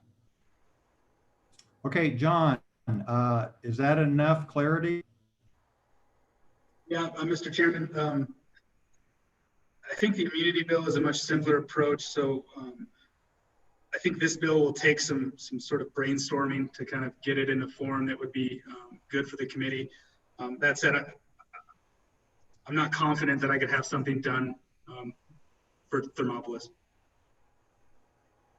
Okay, I think I think that's fine, Mr. Co-Chair. Is that fine with you? He'll try to get it if he can find the time, but the other bill with the liability protection is a higher priority. Is that what we're saying here? Go ahead, Mr. Co-Chair. I agree. There's one that we kind of forgot out. I just got a text. We left rodeo out of this group, and they're probably one of the key ones that need to be included in the letter. Okay, Representative Freeman. I agree with the chairman, but just not limited to rodeos, because we've had other community events that have been canceled. So I think that events that have been canceled because of that would be within our purview. Okay, committee, further comments? Okay, John, what do you think? Are we good to move on? That you're gonna write a letter and also draft a bill that the priority of the three topics you have right now is to get the liability protection bill first, maybe the letter second, and then the bill draft for our last discussion third, and work on them in that order. And hopefully you'll have the first two done by our next meeting. It's what I think we're hoping for. Yes, Mr. Chairman, and I guess the only thing I would add is that we still have the Wyoming lodging and restaurants topic on the agenda. So I don't know if that discussion would perhaps inform the letter and perhaps the bill draft on that kind of more broad assistance bill that the committee is discussing. It very well could. Mr. Co-Chair. Mr. Chairman, yeah, I think that's point on. I think we're going to see another bill draft or two.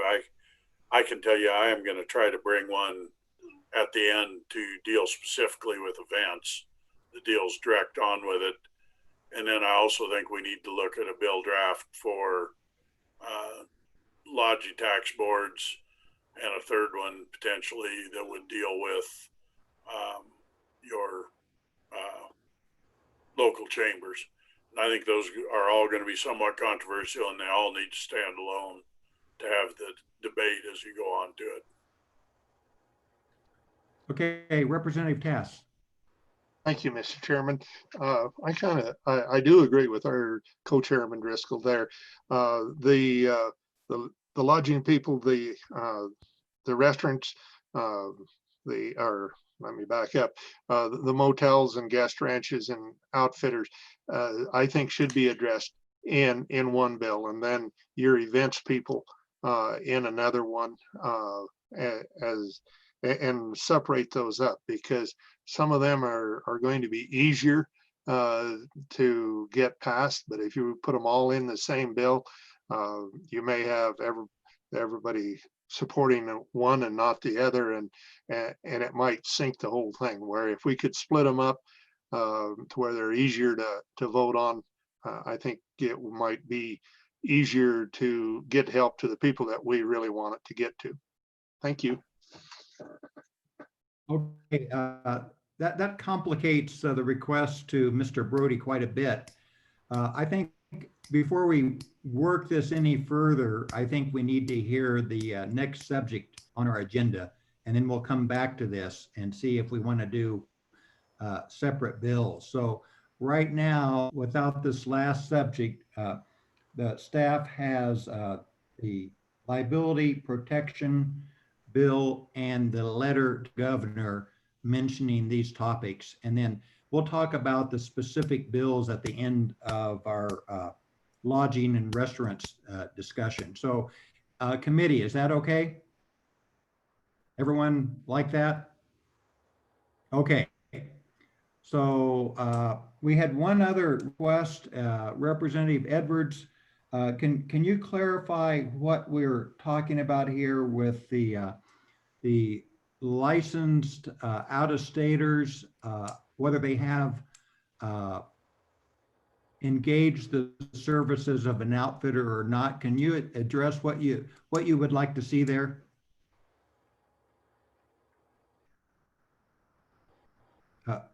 Mike.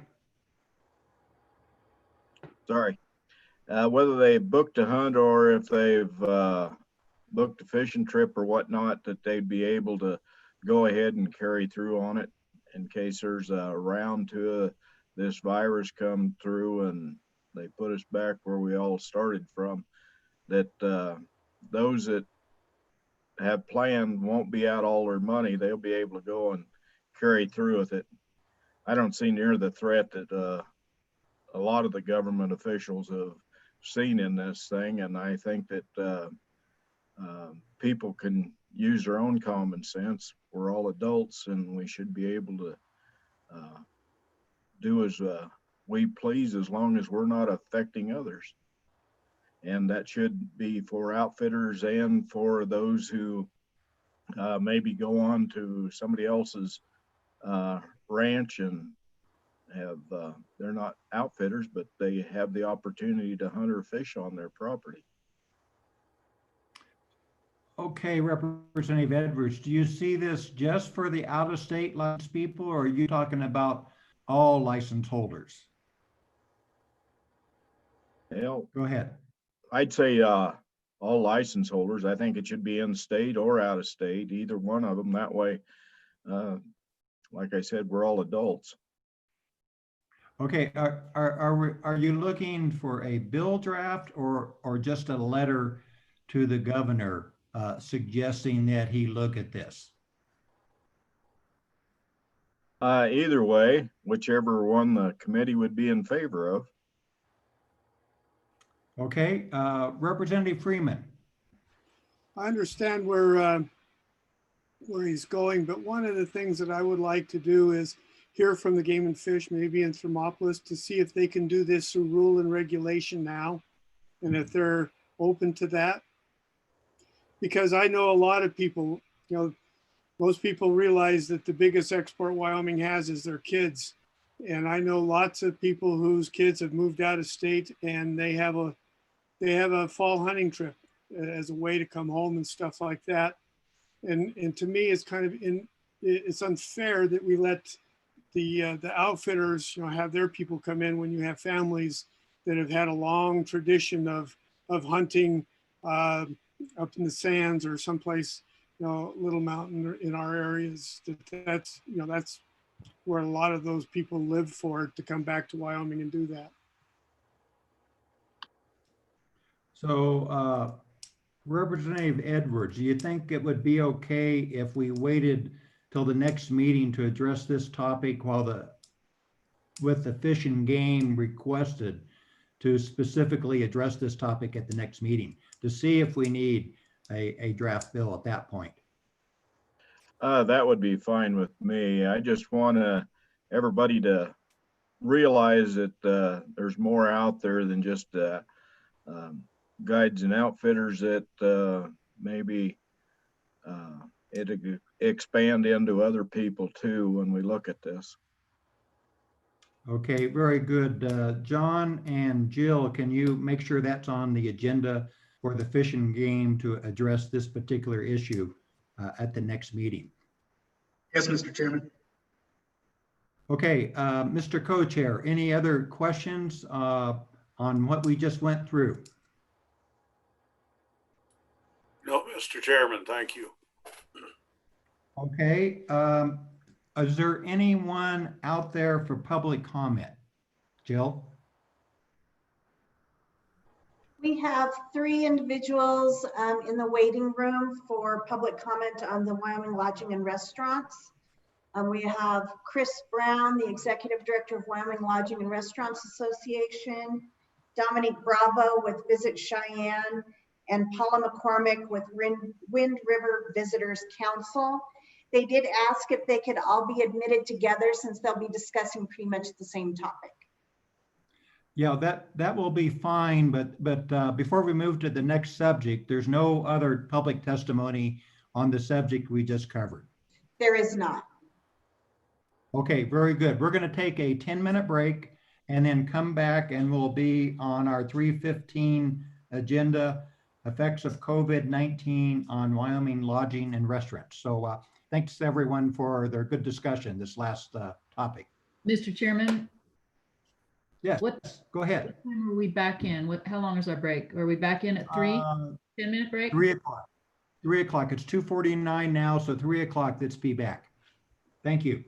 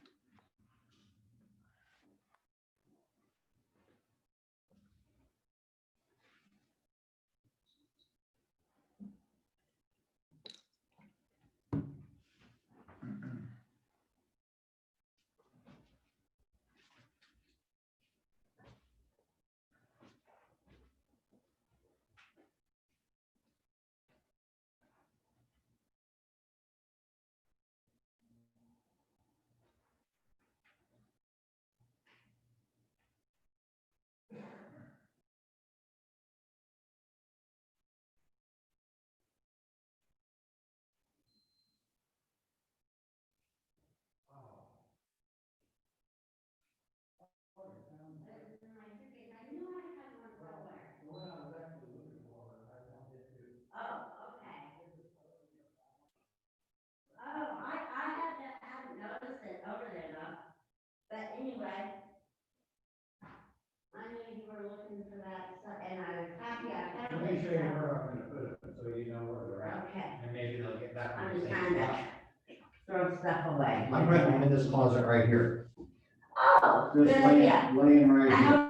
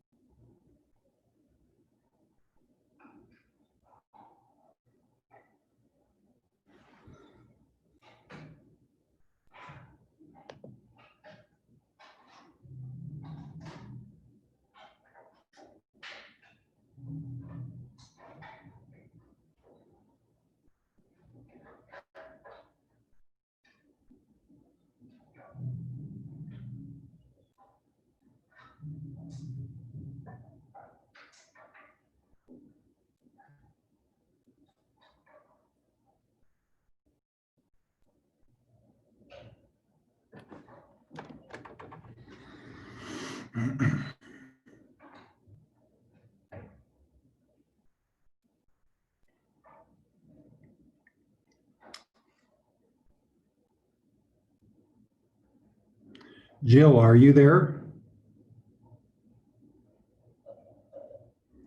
I am. Are you ready to start back up? Yeah, we're ready. Okay, And go ahead and bring the guests in. I will do that.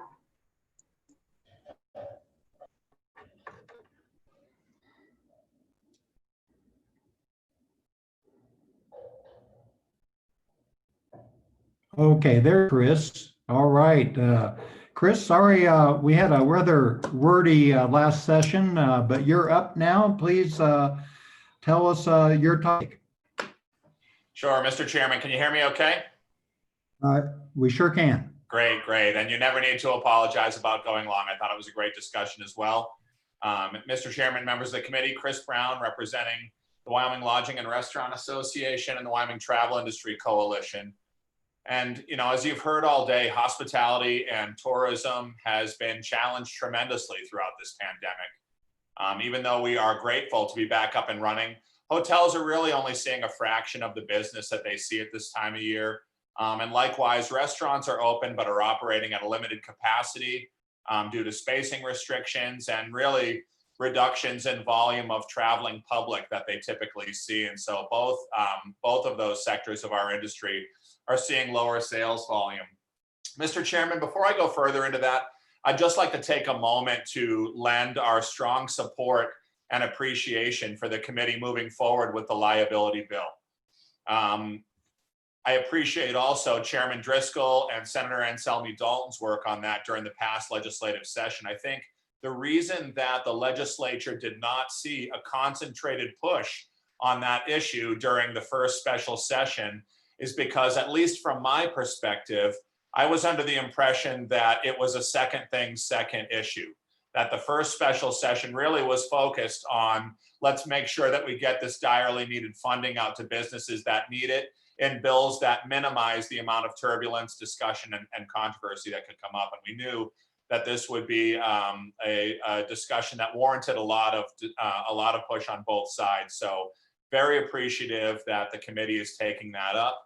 And as well, I would also support the approach coming from gross negligence. I think that the work of Senator Anselmi Dalton, Senator Nethercott, Senator Driscoll to strengthen existing statutes certainly did provide additional protection for business, but it's still, if I understand things correctly, it would still force small businesses, if caught up in a lawsuit, to go to court and to litigate and prove that they put forth a good faith effort.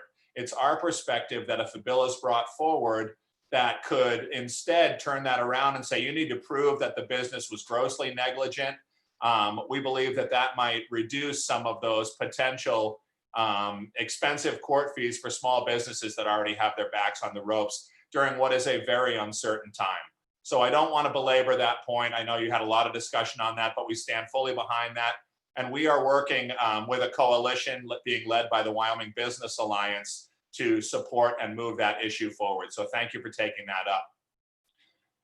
Mr. Chairman, I want to talk just a little bit about the impact of COVID-19 on the industry, a little bit about the results so far through the relief. And then, Mr. Chairman, at the end, I do have with me Paula McCormick from Wind River Visitors Council, your part of this state. As well, I have Dominic Bravo from Visit Cheyenne with me as well. My intention, Mr. Chairman, is to go through some brief testimony, and if it would be okay with you, lean on both of them to provide a little bit of extra testimony. And then I do have a bill draft that I would request of you, if that's okay with you, Mr. Chairman. Okay, yeah, very good. Hi, Paula. Hi, Dominique. Yeah, we can follow that format. And have you provided us the bill draft? No, Mr. Chairman, I'm going to provide simple and conceptual for the committee to then consider, to discuss, and move forward as the committee, of course, wishes. Okay, I think you heard our last discussion, and is that going to fit into what we move forward into this this topic also? It may or may not. We'll have to see. Let me run through just a brief bit of dialogue. We'll hear from Dominic and Paula, and then I'll propose what I've been working on for the past little bit. Very good. Please proceed. Thank you. So as far as impact to restaurants across the state, Mr. Chairman and members of the committee, I don't have a set data where we've polled all the restaurants across the state, but my team and I have spoken with many restaurant owners, varying from small mom and pop one-offs to restaurant company that runs 10 different restaurants across the region to national corporate chains, etc. And the conversations that we've been having are that restaurant business is down in the ballpark of 30 to 50% for restaurants that rely on dine-in service. A national poll conducted by the National Restaurant Association of restaurateurs across the country indicates that confidence that sales will return to previous level in the next 6 months is very low. 73% of restaurant owners across the country report that they do not believe that sales will return to last year's numbers within the next 6 months. In the lodging industry, Mr. Chairman and members of the committee, very similar. To take a look at a regional report done by Smith Travel Research, a well-respected analytics company with hospitality. Last week in Wyoming, which of course we're in June, folks are starting to travel again right now. Last week in Wyoming, hotel occupancy across the state was at 39.7%. In 2019, it was at 70.1% for last week. So you can see that's about a 30% dip. Another key factor to take into consideration is that the average daily rate for those rooms this year was $80.01. Last year, that average daily rate here in June was $125.62. So not only are we seeing a reduction in capacity, but we're also seeing rate being affected by the lack of travel and the need to be competitive to try to attract consumers in. As we heard earlier today and have heard throughout this meeting, Mr. Chairman, attractions, museums, events, rodeos, etc., are obviously struggling as well. Many not happening this year or seeing significantly reduced visitation. The programs established by the federal government and the state of Wyoming have provided direly needed relief to the many businesses that I just spoke about. And we sincerely appreciate the work done by our congressional delegation, by all of you in the Wyoming legislature, and by Governor Gordon and his administration.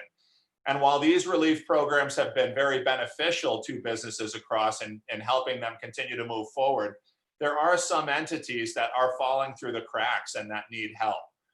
You've heard on and off all day about the value of 501c3, 501c6s. They are critically important, and we're grateful that that was addressed by the Corporations Committee earlier this week. But I just want to underscore what's already been said, in that many of the rodeos across the state are 501c6 organizations, just as most of the chambers of commerce and other non and not-for-profits organizations across the state really play a vital role in the communities that they operate in. Relief for these entities is very important to our industry.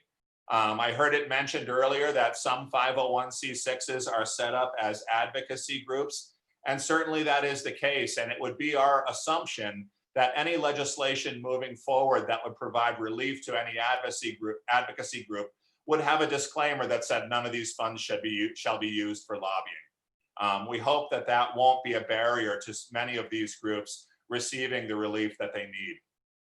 One of the groups that really could use relief that will provide direct benefit to you and your communities are destination marketing organizations, or DMOs, like the Crook County Tourism Board, Sweetwater Travel and Tourism, Sheridan Travel and Tourism, etc.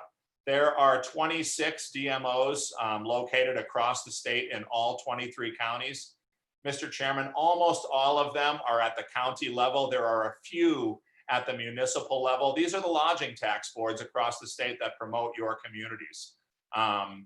Their main focus is broadening the economic base and growing the visitor economy through the promotion of leisure, convention, meetings, youth sporting events, group travel, etc.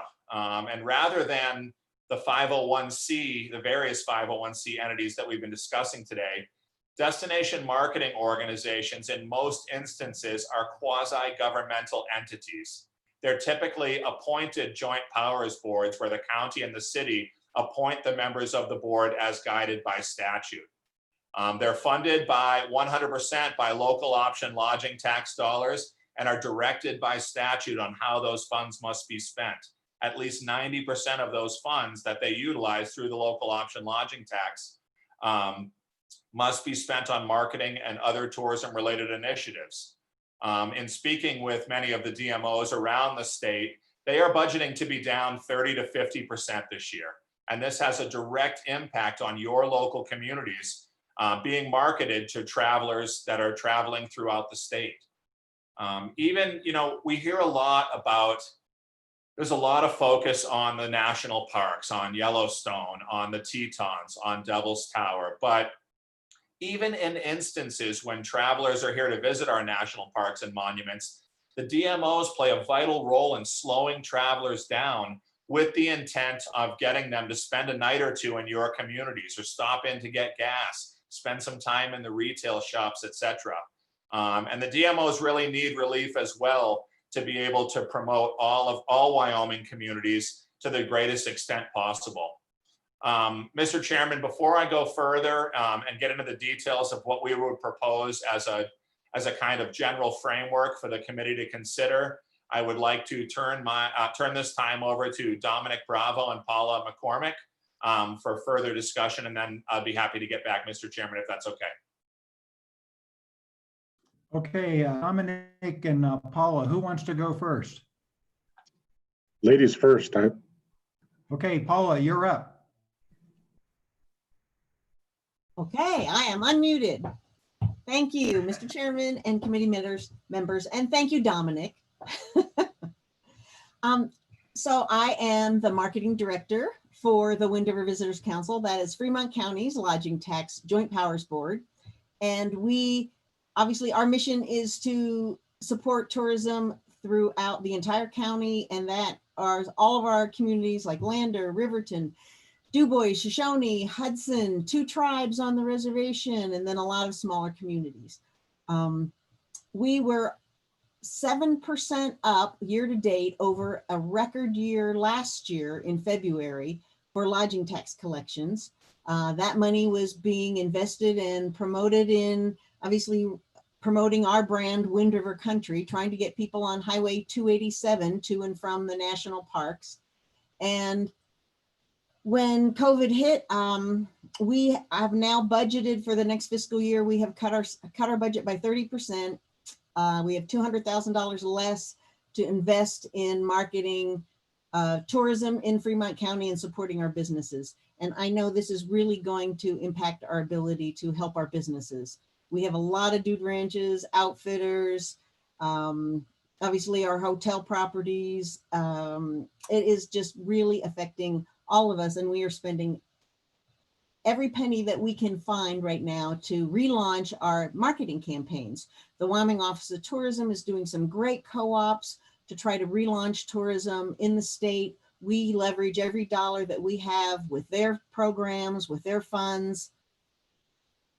And we're just going to have a lot less funds to help our businesses. I think that the federal funds so far that have helped our businesses, the PPPs and all of that, they've been a really necessary part just to keep our businesses from closing their doors. But the only way that they're going to survive right now is to somehow make up for April, May, and most of June, somewhere in July, August, and September. And that's where we have to put our money. And we're going to start out with $200,000 less, or 30% cut, just to start out trying to promote tourism in Fremont County. And when we leverage that dollar with everyone else on Highway 287 in our route, and we leverage that with the Wyoming Office of Tourism's co-ops, it will give us a lot less impact right now. And I worry about our businesses every day. I've worked with some of these businesses for over 25 years, and it just is very painful to watch them struggle and worry that they are going to close their doors and not make it through the summer. Okay, Paula, if that's it, we'll go to Dominic now, and then we'll open it up for questions for all three after Dominic. Thank you. Sounds good. Good afternoon, Mr. Chairman and committee. It's amazing to be in front of you folks. It's been a while since when I worked for State Parks, so it's great to see all of your faces. Probably one of the biggest things for Visit Cheyenne, which is obviously Laramie County's Visitors Bureau or Destination Marketing Organization. We were on par to have a great 2020 because we had an amazing 2019. We saw almost 1 million overnight visitors in 2019, and visitors spent $380 million in the Cheyenne area. Through that, when you really think about what that is, it's almost $1 million a day that travelers spent in my community. And obviously, without these tax contributions from visitors, residents would be putting out somewhere close to $600. So households in Laramie County would be putting out $600 more in taxes to maintain what we have going in our community. So it's a pretty amazing program we have when it comes to visitors and the travel industry here in Laramie County. I did put this backdrop because obviously with the middle of news in March as we started shutting things down, it was a slap in the face, but having Cheyenne Frontier Days get canceled kind of was this bull coming at my head. So I figured I'd add that in there for the committee's benefit. Probably a huge piece for us is, like many of the destination marketing organizations in Wyoming, and probably just the way we do business in general, we're a very frugal and conservative staff. We actually are probably one of the smaller entities in the country when you compare us to the same size of community and budget as you see in other places similar to ours, like Rapid City, for instance. Probably one of the biggest things that we saw is we jumped into action as soon as the COVID-19 things hit, really trying to focus on keeping our businesses vibrant and functional, because obviously without having our hotels and our restaurants and destinations, we wouldn't have a visitor economy. So we tried really quickly to focus in on that. We also had to put in furloughs and budget cuts and staff reductions through that process. But I think the biggest thing for us, at least, and obviously I can't speak on behalf of the other DMOs, is marketing dollars. Not being able to attain any funding through any of the other programs through the CARES Act, it's really difficult to be able to market what we have is our great businesses. I did front load what we have, the very limited resources we do have, and we're working very heavily on some the drive market specifically, really pushing folks to stay a couple nights here in our community and do some fun things around here, hopefully filling up our hotels and having folks visit our amazing establishments. Probably the other biggest thing is just while I have them here, because I see them, thank you to Chris Brown at WRLA, and thank you, Director Schober at Office of Tourism. Not only through the COVID-19 process did they lend their resources with everything from having webinars and things to help us along. As Paula mentioned, if we didn't have the co-ops in place with the Office of Tourism, we would not be successful. And we're right now working on some strategic ways to leverage what they're working on with their Drive Market campaign.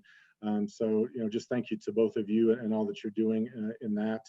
But in a nutshell, Mr. Chairman and committee, that's what we're about and kind of where we're hurting. But ultimately, we just want to get stuff back opened and functioning and hopefully have a decent year. Okay, thank you, Dominic. And Chris, you want to say anything before we go to questions? Absolutely, Mr. Chairman. I think it might be beneficial for me to just conceptually put forth what we were thinking, because that's likely to generate a bunch of questions as well. So with your permission, Mr. Chairman, I could lay out the very brief framework I came prepared to discuss as relief for the destination marketing organizations. Excellent. Please proceed. Great. Thank you.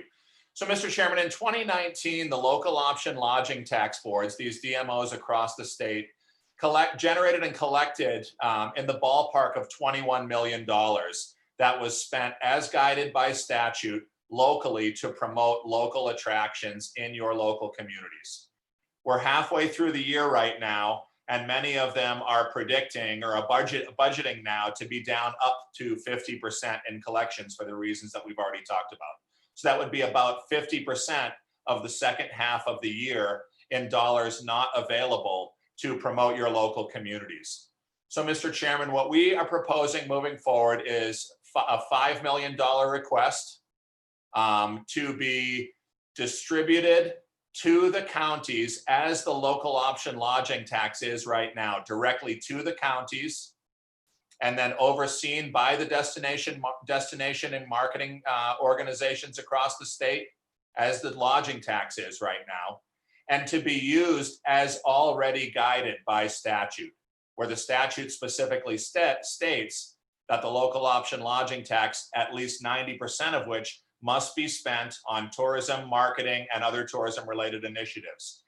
We put forward that, that conceptually, Mr. Chairman, to keep it simple. What we would propose is that the percentage of local option lodging tax collected by the 26 DMOs across the state last year, that the $5 million be divided up in that same manner. So if Crook County collected 12% of the total collections last year, 12% of the $5 million would be automatically distributed to Crook County to be spent as already guided in statute.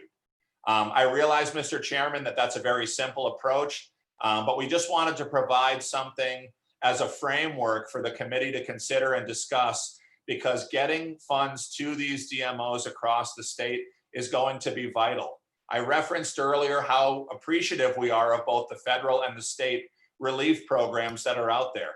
There's no question those are helping Main Street businesses get through this pandemic. But the number one thing business needs right now are customers back in their business. Is business ratcheting back up to as normal as possible, whatever the new normal is going to be. And we feel strongly that the destination marketing organizations in your communities, promoting your communities, is a key vehicle to help achieve that. Mr. Chairman, with that, I'm happy to answer questions. Thank you so much for the time.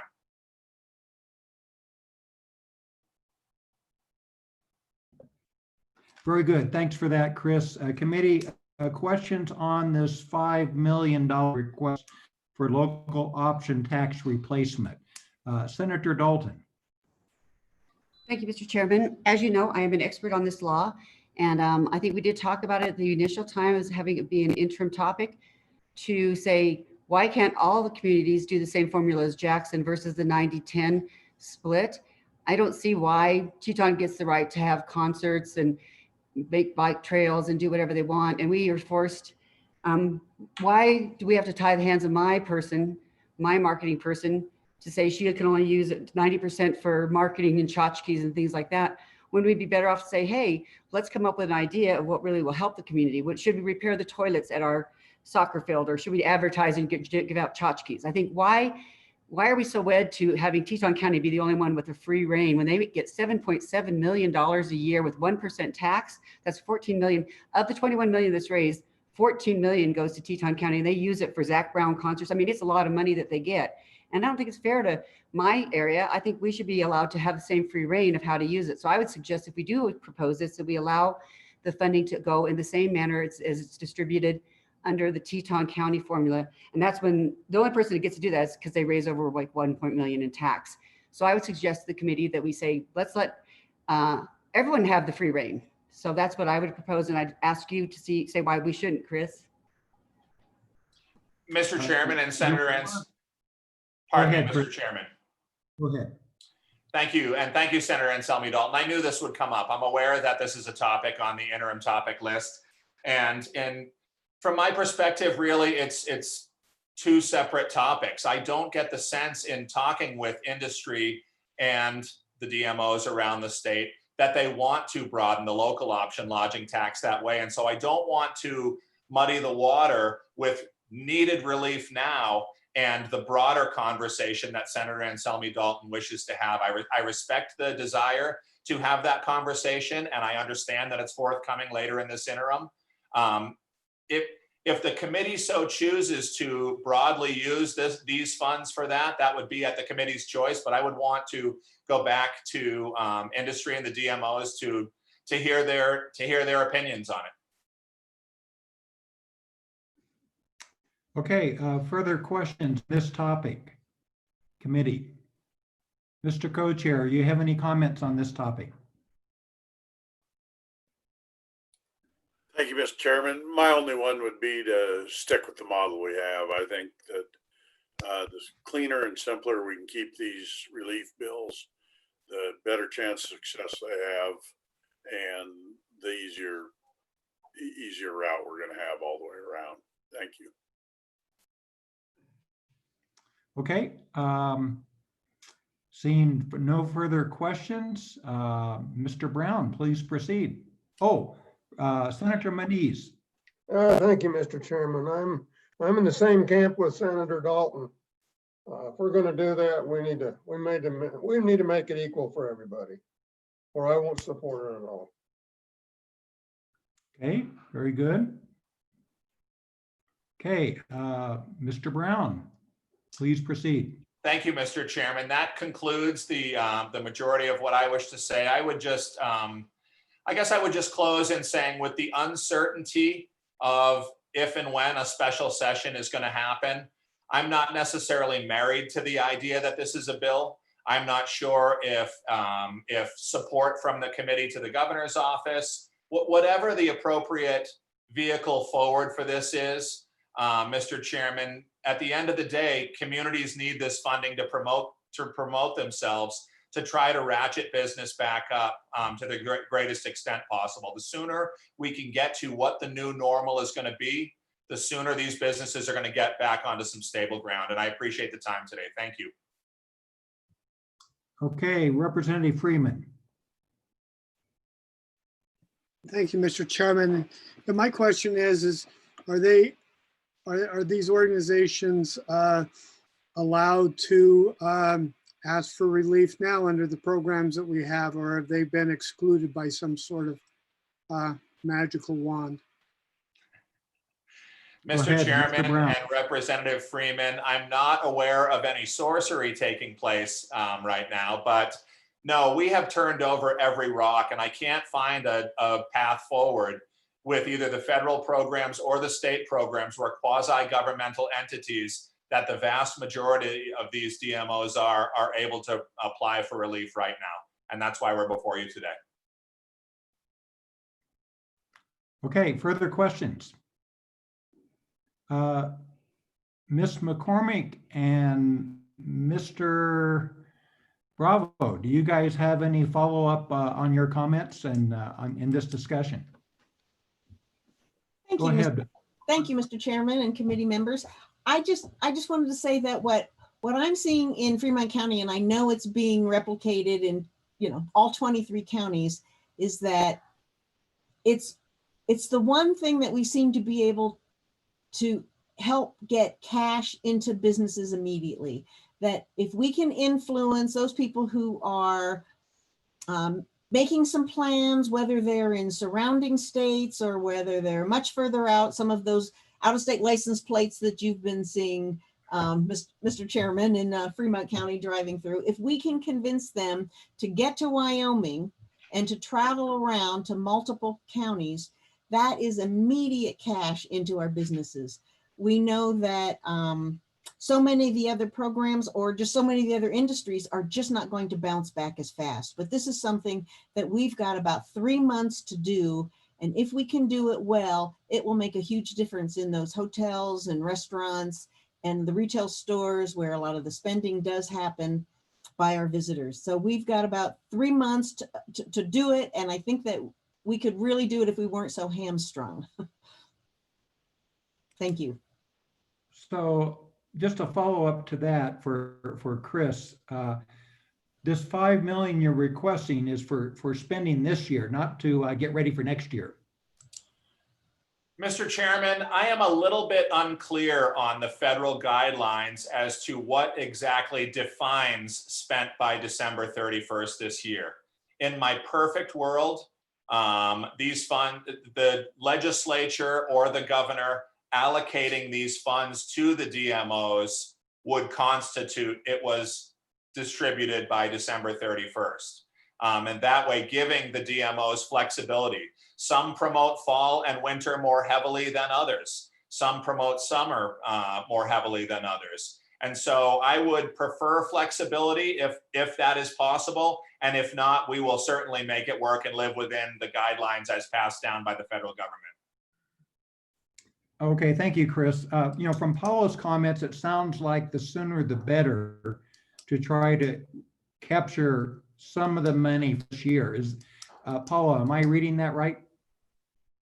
Yes, Mr. Chairman, I do see that some of these businesses will not survive beyond fall if we are not able to attract a percentage of visitors that are going to keep their businesses going.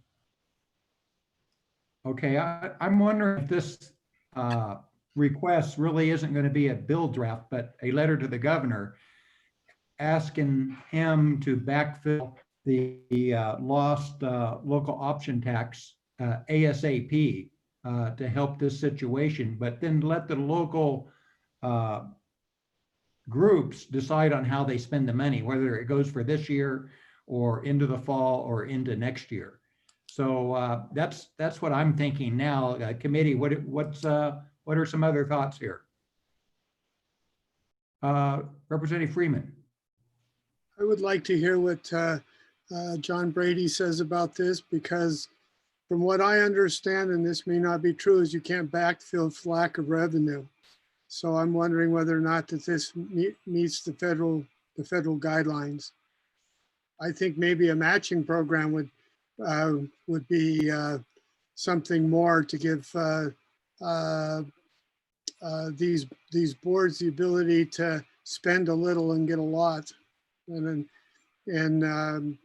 this is about 20 seconds old. Is if Cheyenne comes up with $1, then the governor comes up with $1, and then I remember a matching program with Department of Tourism of $2 to match the other two. I don't know if that's realistic or if that's something that I dreamed up, but I don't know if we can backfill it, and I would like to have the council to address that. I'm not for sure we can backfill either, but this brings up another question: isn't the program fully funded now because of the 5% or the local option tax that was present during the last year? Chris, do you want to answer that? Absolutely, Mr. Chairman. The statewide lodging tax bill that we passed last year goes into effect January 1st of 2021. So that is not in play yet, Mr. Chairman. And with the dollars we're talking about here are directly related to local promotion and local option lodging tax. I only bring local option lodging tax up because that's how the DMOs are currently funded. And I hoped that the fact that how they spend, since it's already guided by statute, would reduce complication in moving things forward. Okay, thank you. Mr. Co-Chair. Thank you, Mr. Chairman. A couple of comments. One, this isn't backfilling. What he's asking for is actual losses they've got. We got motels that didn't have occupancy, so it isn't a backfill. This is an actual loss, just the same as we did with the businesses. They show what they had before. It actually on paper, the money is not there. And that's exactly what we did with our business program. So I do think so.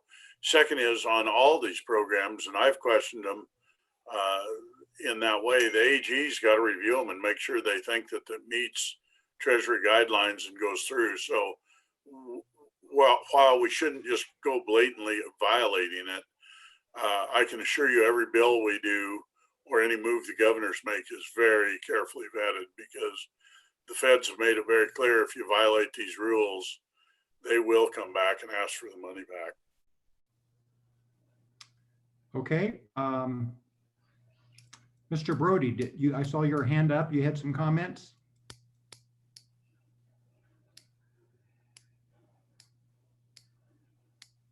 Yeah, Mr. Chairman, I guess Representative Freeman does raise a good point in the sense that we can't backfill, I guess, funds that were going to be otherwise needed through the use of CARES Act money. The real kind of three limitations, and this is just maybe telling the committee what they already know, but the three limitations that have been imposed on that CARES Act money through the Treasury guidelines is that the the funds have to be used for the necessary expenditures incurred in response to the COVID-19 pandemic. They have to be costs that were not accounted for in the most recent budget of the government entity. And they have to have been incurred between March and December of 2020. So there may be I think there's room to work with Mr. Brown's idea and the DMO's assistance in light of those limitations.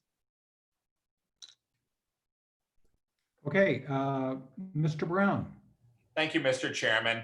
To build a little bit off of what John is saying and to make sure that we're trying to stay within those guidelines, I guess I would, number one, reiterate that our industry is one of the most hard hit by COVID. And I highly doubt any of the DMO's marketing plans that they went into this year are the same, started the year and are in similar format right now. All of them have had to adjust. As an example, we heard Director Schober earlier talk today about how the travel market has really shifted to a drive market right now with people's level of comfort traveling. And so I think that we would be able to check off, stay within some of those guidelines as far as new programs that the DMOs are utilizing to adapt to a changing demographic of traveler. And I think that the funds would be directly used to offset, not backfill, but to basically triage the rest of the season and moving forward to the greatest extent possible as related to COVID.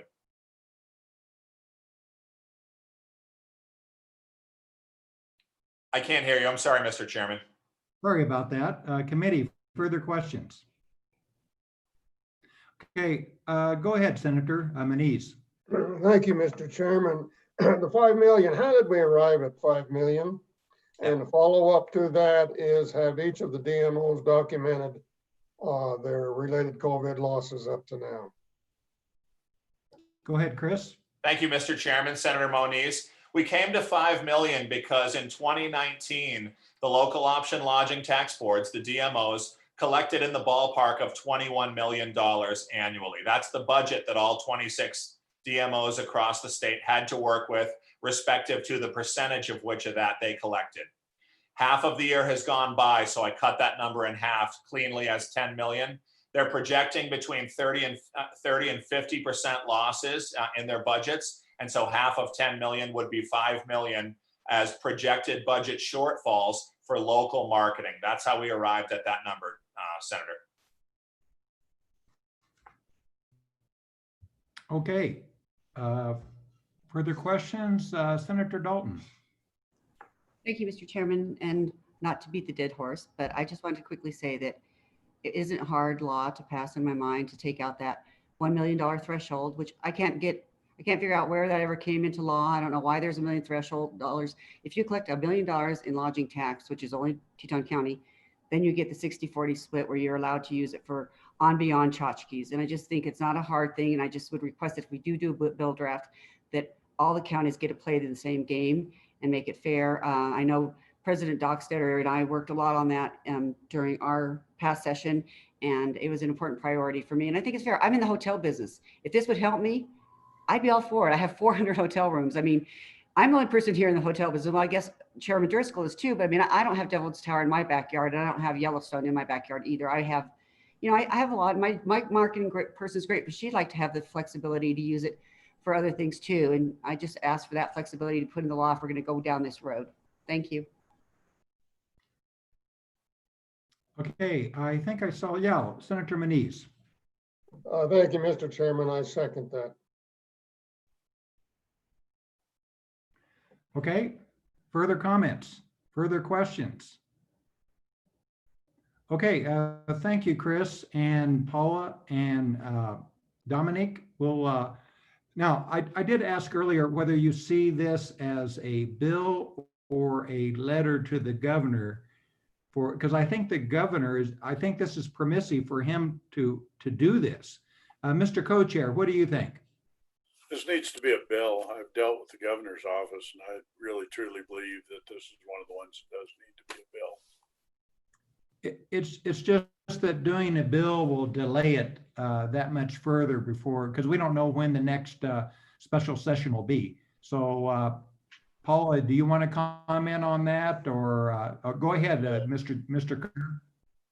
I guess to that, on all these, I think not only Bill, if the governor does them ahead of it, great. We don't act on the bill. Otherwise, the bill draft's out there. And for me, it's send the letter and do the bill. It's the vote we had before is to send a letter to the governor to encourage him to do it, but go ahead and draft a bill just in case. Okay. Paula, did you have any follow-up? Mr. Chairman, I think that, I mean, I can see where for some businesses and some destinations, they would be able to use this funds for, let's say, winter marketing. And certainly the Wind River Visitors Council would be able to use some of those funds, let's say, for marketing the Continental Divide Snowmobile Trail. But still, the majority of our businesses right now are really counting on, in Fremont County, they are counting on July, August, September. That's what they're counting on. And that's where the funding that's been cut in order to try to draw traffic to them. And I'd much rather see them survive and thrive with money coming from the tourists than having to wait for government funding, you know, just as a Band-Aid for them to survive. I'd rather see them thrive because they actually have tourists coming through and spending money. Understood. I do agree with the co-chairman Driscoll that drafting a bill will have the same effect. The governor could move on it, act on it before we actually have a session if he knows that's coming down the road. And especially if he hears from folks around the state that they need this now instead of waiting for the next special session. So you'll have your jobs cut out for you still, even if we do draft a bill. So committee, further questions? Okay, seeing none, we'll go to public comment if there's any other public comment before we discuss this bill. Jill, is there anyone waiting outside? Not for public comment on this subject. We do have Rob Krieger from the governor's office for our last topic of input regarding the committee's discussions, but he is the only one left in the waiting room. Okay, very good. Well, this, you know, John Brody, I think you've heard what we're talking about here. Can we, I think it's fairly straightforward to ask for a bill request here. Your comments, please. Mr. Chairman, yeah, I think it's fairly clear, I suppose, on what that letter would entail and what a bill draft would include. Again, I would just say that I'm not confident that the bill draft would be in final form and ready for the committee next week. Well, I think we would let Mr. Brown help in any way he can to get this fine-tuned along with the co-chairs to help you get this done in a timely fashion. Because again, I think this is one of those things, the sooner the better. Mr. Co-Chair, would you agree with that? I fully agree. The quicker we can get them. And I think these bill drafts, in addition to that, Mr. Chairman, I think we can work them in Thermopolis. That's not going to be a wild, heavy meeting. If they can have pretty good roughed out bill drafts, we can probably get them fairly finalized if we need to. Okay, I'm going to take a straw poll of the committee right now. Those in favor of a bill draft on this topic, the $5 million for local option tax replacement. All those in favor, please raise your hand.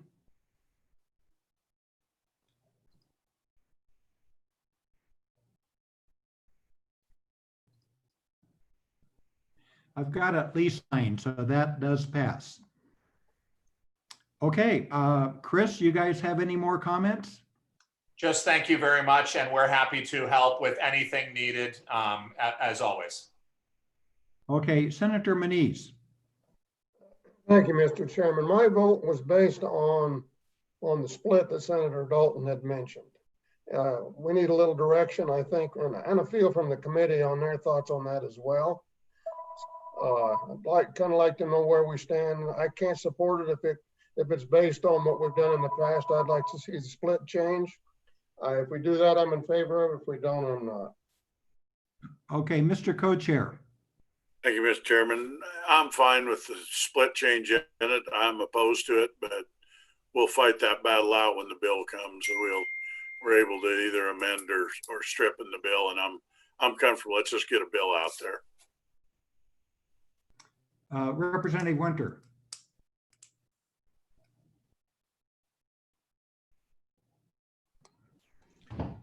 Yes, thank you, Mr. Chairman.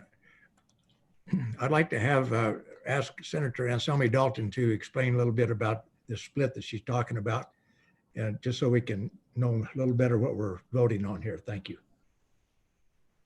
Well, I think we'll have the opportunity when we work the bill to insert that in there. Right now, I think we would respect what's in the law now, but Senator Dalton, go ahead. Thank you, Mr. Chairman. It's simply that the only person that can use the lodging tax to build any kind of infrastructure, say you wanted to build a sign at the Douglas Fairgrounds, you are not really supposed to do that. You're supposed to actually, you can't use it for infrastructure. Only Teton County can, because the law says everyone has to do 90% marketing and 10%, I can't remember how it goes, but the Teton County, if you raise over $1 million, which they raise $7.7 million every year, if you raise over $1 million, then you can use it 60-40. So they only have to spend 60% on marketing, and 40% they can do Zach Brown concerts. They can do a lot of things. They build bikeways. I mean, my director will not put up a sign like if, you know, she wouldn't buy wayfaring signs. She doesn't feel that she has the ability to buy something that's actually a physical asset. She feels like she has to use it for marketing because that's what the law says. So the split is 60-40 for Teton County, but everyone else is has their hands tied at 90-10. And so I'm just suggesting that everyone get to play by the same rules, because the $1 million threshold where the 90-10 kicks in is only applicable to Teton County. And I do not know what the basis is for that. I have never heard the basis for it. I can't think of any justification. I don't see why every DMO wouldn't want to have flexibility in what is best for their community. I know that the fairgrounds wanted to do that, and I thought it was not necessarily something that could be allowed. So I'm just asking for everyone to have the same split of 60-40. And that's not hard. It just changes it, just takes out the $1 million threshold. It's not a complicated thing. So that's what I would ask for in the bill draft. Mr. Co-Chair. I don't think that's what we voted on. If they want to change it, I'm going to agree with you, Mr. Chairman, and I'm fine. But I was around when that came through, and I'm one of the ones, I'm hardcore about it. We can debate it either way as it comes, but lodging tax was set aside originally to promote lodging and bringing visitors to Wyoming, not to build bricks and mortar infrastructure. If you want to do that, go bond and do it. But otherwise, use the money as it was intended, which was to promote visitors into Wyoming. And I think the real worry when they passed the original bill was that a lot of this money wouldn't end up bringing people to town. It'd end up being building bathrooms at the skate park with it, which we've got a history of that in government. Why Teton County was bypassed on it? Because their amounts were so big. And that's what they said was, when you get past $1 million, if you can get your county there, then you've probably got more money than you need to promote. But I can't name another county that can't use a bigger promotion budget right now outside of Teton County. And to divert part of that money is sad. Okay, committee, do we want to reconsider the past vote and go to the 60-40 split or not? And raise your hand if you want to do that.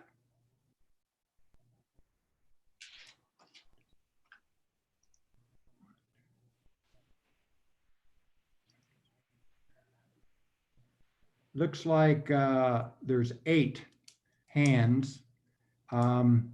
So we want to do the 60-40 split. Representative Yin, you raised your hand on that one. Did you understand what I was doing there? Yeah, you're saying to change it so the bill draft would be a 60-40 split. So instead of the right default way, just to put in my comment as the one from Teton County, I will go either way. I will go with how the committee wants. My preference is whatever will get the money to the DMOs. So whatever will work best on the floor, and maybe that is doing it this way in the committee and see what happens on the floor on how it gets amended. I don't know. So I'm supportive of what the committee is supportive of. Either way, it doesn't really affect Teton County is the bottom line. So, okay, so right now we're looking at the 60-40 split in the bill we just passed. Does everyone understand? Raise your hand if you don't understand. I think we're good. So we adopted the Dalton-Moniz option on the 60-40 split. So I think we're good. John, did you follow that? Yes, Mr. Chairman, thank you. Okay, Representative Freeman. I was just going to inquire a letter also with the DMOs or whatever they're calling, or just doing the legislation. Could you repeat that again? Are we doing both a letter and a bill draft on the destination groups? Well, I think we did the straw poll on the bill itself personally with, and I think the co-chair is in agreement that that will kind of have the same effect as the letter also. And we don't want to burden staff too much. Right now it's a bill draft. If you want to consider a letter also, please raise your hand. Seeing none. Oh, I've got one. Okay, so it's just a bill draft at this point. Okay, any further discussion? Yes. Okay, John, you've got your marching orders on this particular bill draft.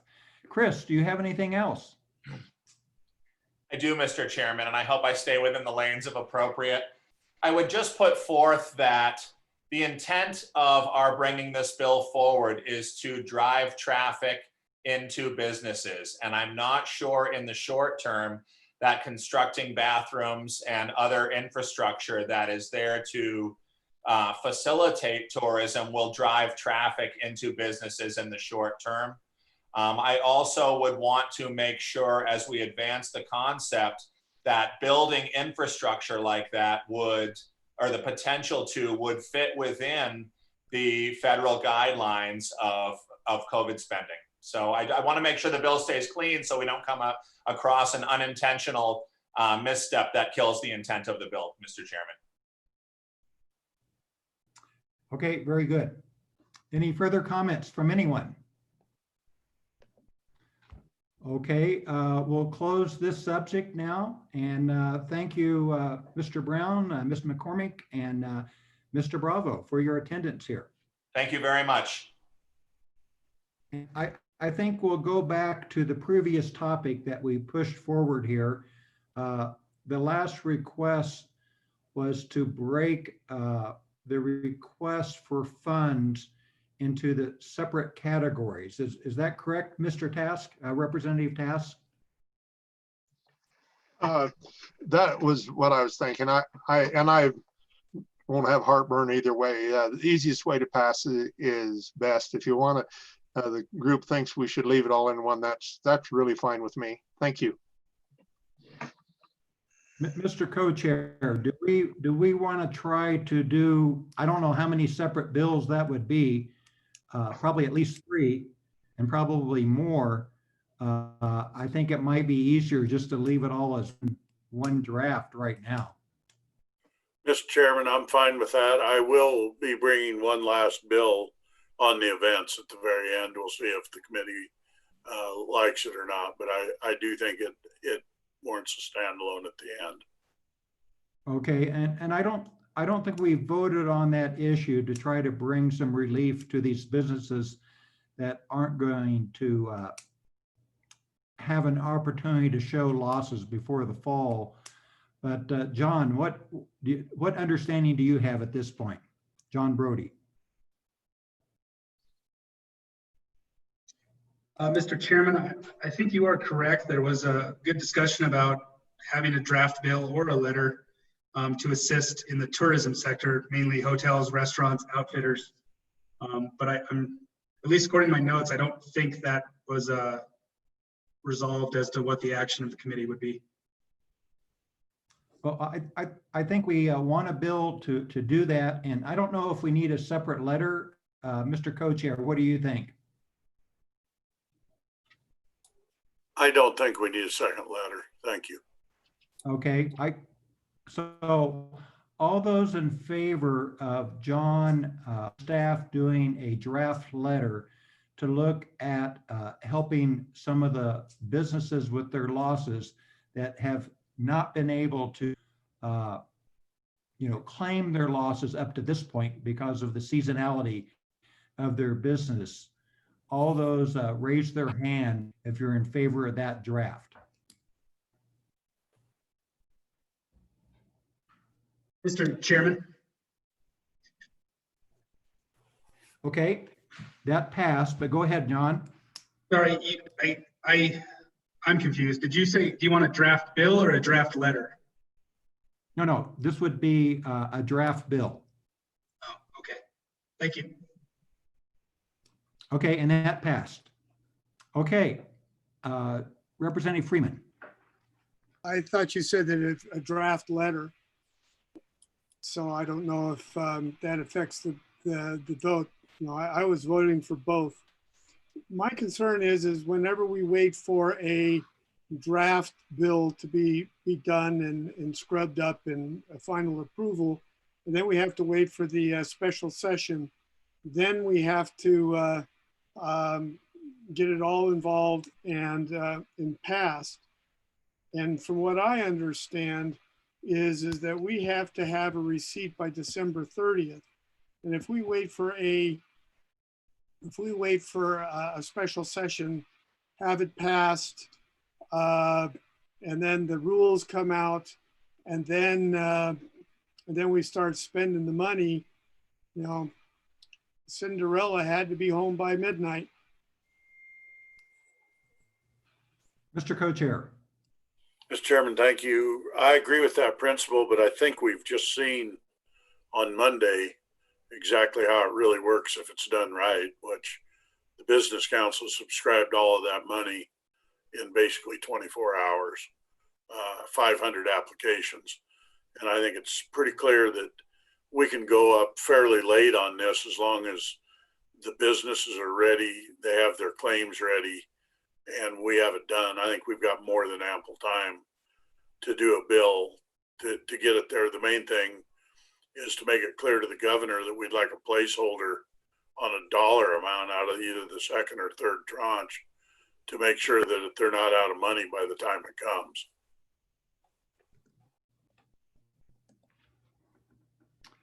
Thank you, Mr. Co-Chair. And I think the bill draft has the same effect as if we pass it in our committee. I think it has the same effect as trying to draft a letter to the governor. The governor can see our bills as they come forward. And again, if the industry puts pressure on the governor to do something, I think that gives them an opportunity to do that. Anyway, committee, further discussion? So do we want to re-vote on this again as a bill draft? No, not necessary? Okay, very good. So John, bill draft, please. Yes, Mr. Chairman. Okay, do we want to go, Mr. Co-Chair, do you want to go to your bill right now? Before we go to the governor's office? Mr. Chairman, sure, we can certainly do that. Let me make sure, Bill, you don't have anyone else in the wanting to make public comment on this topic, correct? I do not. Okay, good. Mr. Co-Chair, why don't you go ahead and explain your bill, and I'm going to step out for 30 seconds here too. So you're in charge. I'll take your yes proxy, thank you. This bill would deal specifically with events. It's not with nonprofits. It's be with events. The criteria on it would be so that we don't get the little ones in.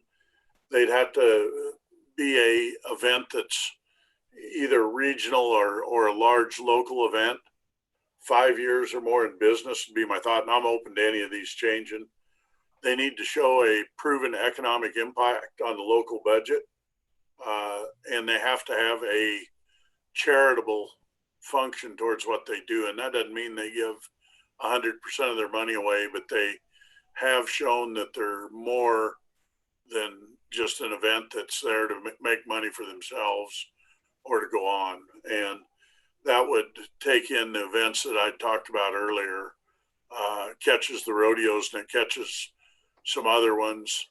And we would leave it to the business council or whoever administered it to come up with the rules to make sure that they don't game the system. And I do think the business council's done a very nice job on this first couple programs they've rolled out, excuse me, to make sure that the system isn't gamed. There's audits and accountability to it, and it fits the COVID rules. So with that, I'd take some comments on it before we move further on. Any comments? Representative Flintner.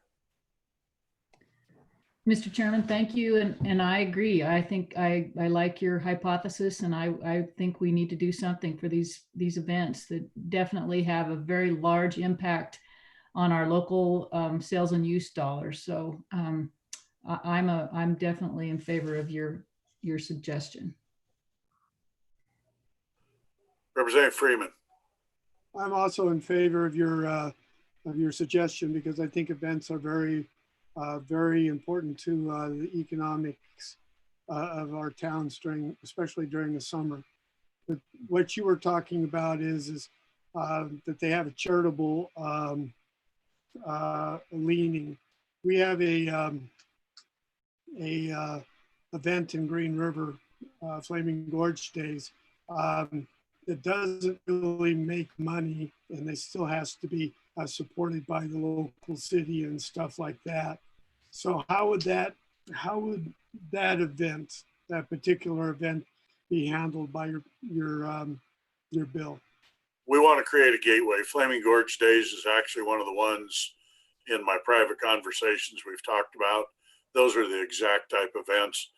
What I don't want to see happen is because they canceled them and did the advertising, that all of a sudden they can't have one next year because they're broke, or their donors leave because it looks like they're weak. And so I'm not trying to exclude anything of that type. I'm trying to find a criteria that we can do it, yet we aren't trying to backfill wine tastings that are really don't have a big impact locally. Flaming Gorge Days definitely does. And I also, I'd forgot, I think $30 to $50 million is probably what we're looking at money-wise on this with the people I've talked to. Follow up, Representative Freeman? Yeah, so is that $30 to $50 million for the whole program or per event, or that they have to raise that kind of money? It would be for the entire thing. You know, the business council come up with the rules. The biggest event I've heard so far was Mr. Herzig this morning, and I think they're somewhere between 2.5 and 4.5 million, depending on what criteria you use and how they fall. You know, I visited at length with Frontier Days, and that's he'll call me or text me if I lied again, which I've done before, but I think that's where they're at. They're somewhat south of $5 million to make themselves totally whole. So, Mr. Chairman, do you want to take over again? Sure. But go ahead. Do you have any more comments, Mr. Co-Chair? I don't. Representative Yen's wanting to visit, maybe more. Okay. Representative Yen. Thank you, Mr. Chairman. So my question to you, Co-Chairman Driscoll, is: do you see this as solving the issue with helping nonprofits? Because I am worried that if we draft this bill, the governor then believes that all the nonprofits that need to be helped are helped only through an events bill, but I think that there are still several nonprofits that aren't structured around the creation of events, or their events are smaller. Like, for example, we have an art association here. They run a ceramics workshop.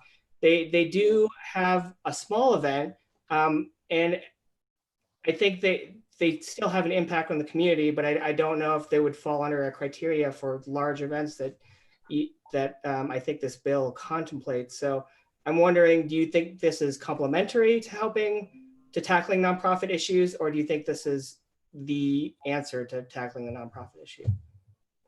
Go ahead, Mr. Coach. Mr. Chairman, no, this is complimentary. This bill specifically does not mention nonprofits because at least a good part of these are either C6s or are done by communities. So I stayed totally away from the word nonprofit or that category. I went just to larger events. Corporations handled nonprofits on one level, and I do think there may yet be another nonprofit bill come in there. There's been some resistance on some levels to some of these, so I think the broader the split on these bills, but so that each one of them covers, makes it much less likely that we're going to kill the entire thing over something somebody doesn't like. Because I can tell you that there's definite headwinds to some of the nonprofits out there, and that's the reason I took this route on this pass, was to not hurt them and not take a shot at them. This just specifically looks at more regional, larger events. This bill would. Okay, further discussion. Further discussion. Okay, Mr. Co-Chair, you want to should we take a vote on this now, whether to do a draft bill on this subject? Okay, all those in favor, raise your hand.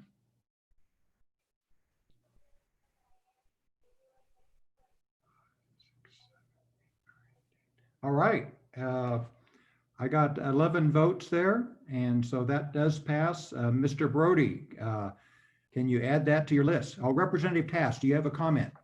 Not on this topic, Mr. Chairman. I wish to be excused. I have a funeral that I need to go to. I saw your text, and thanks for attending as long as you could, Representative Task. Thank you very much. Thank you. Okay, Mr. Brody, comments, please. No real comments, Mr. Chairman. I'll put it on the list and we'll get it put together. Okay. Okay, I think we're at that point now where we need to go to the governor's office. And I don't know if this needs a opportunity for public comment, because I don't think anyone's waiting in the waiting room. So let's go to Mr. Krager, please.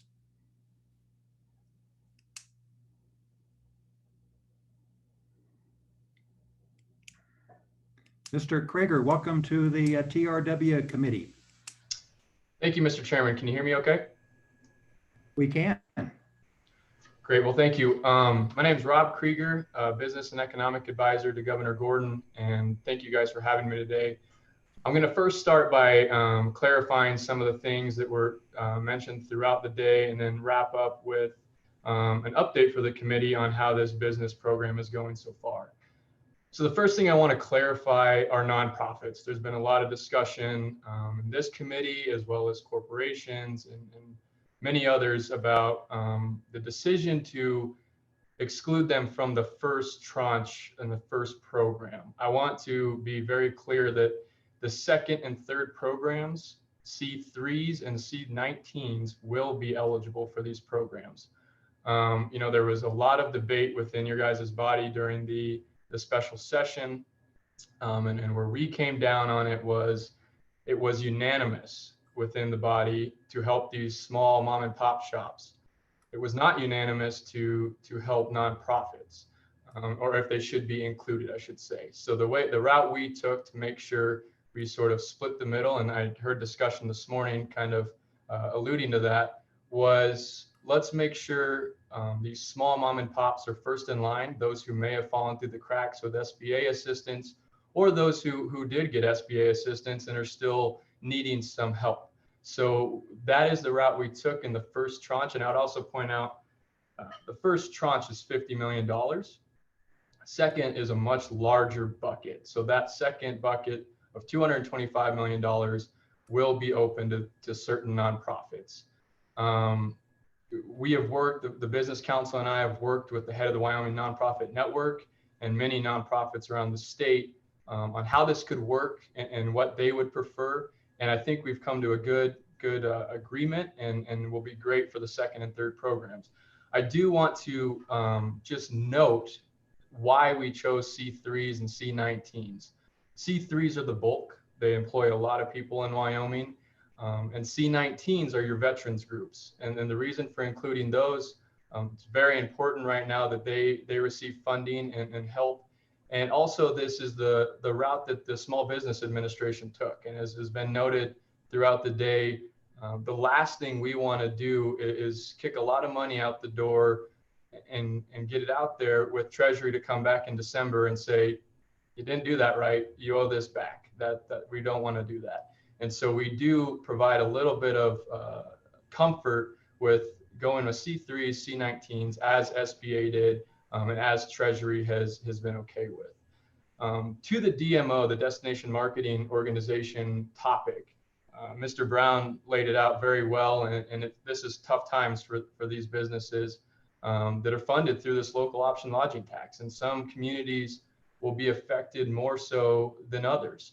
I want to clarify that these folks will be able to go to the SLIB board through the funding that you guys passed during the special session, the bill you passed, and they will be able to go through their respective town or county to request money, to see those losses. The governor is very aware that, some of these businesses, especially tourism and lodging, this is their peak season. And so for them to recognize losses now doesn't necessarily make a whole lot of sense. So they will be able to come to SLIB and present their case and their losses, and if the best time for them is in the fall or what have you.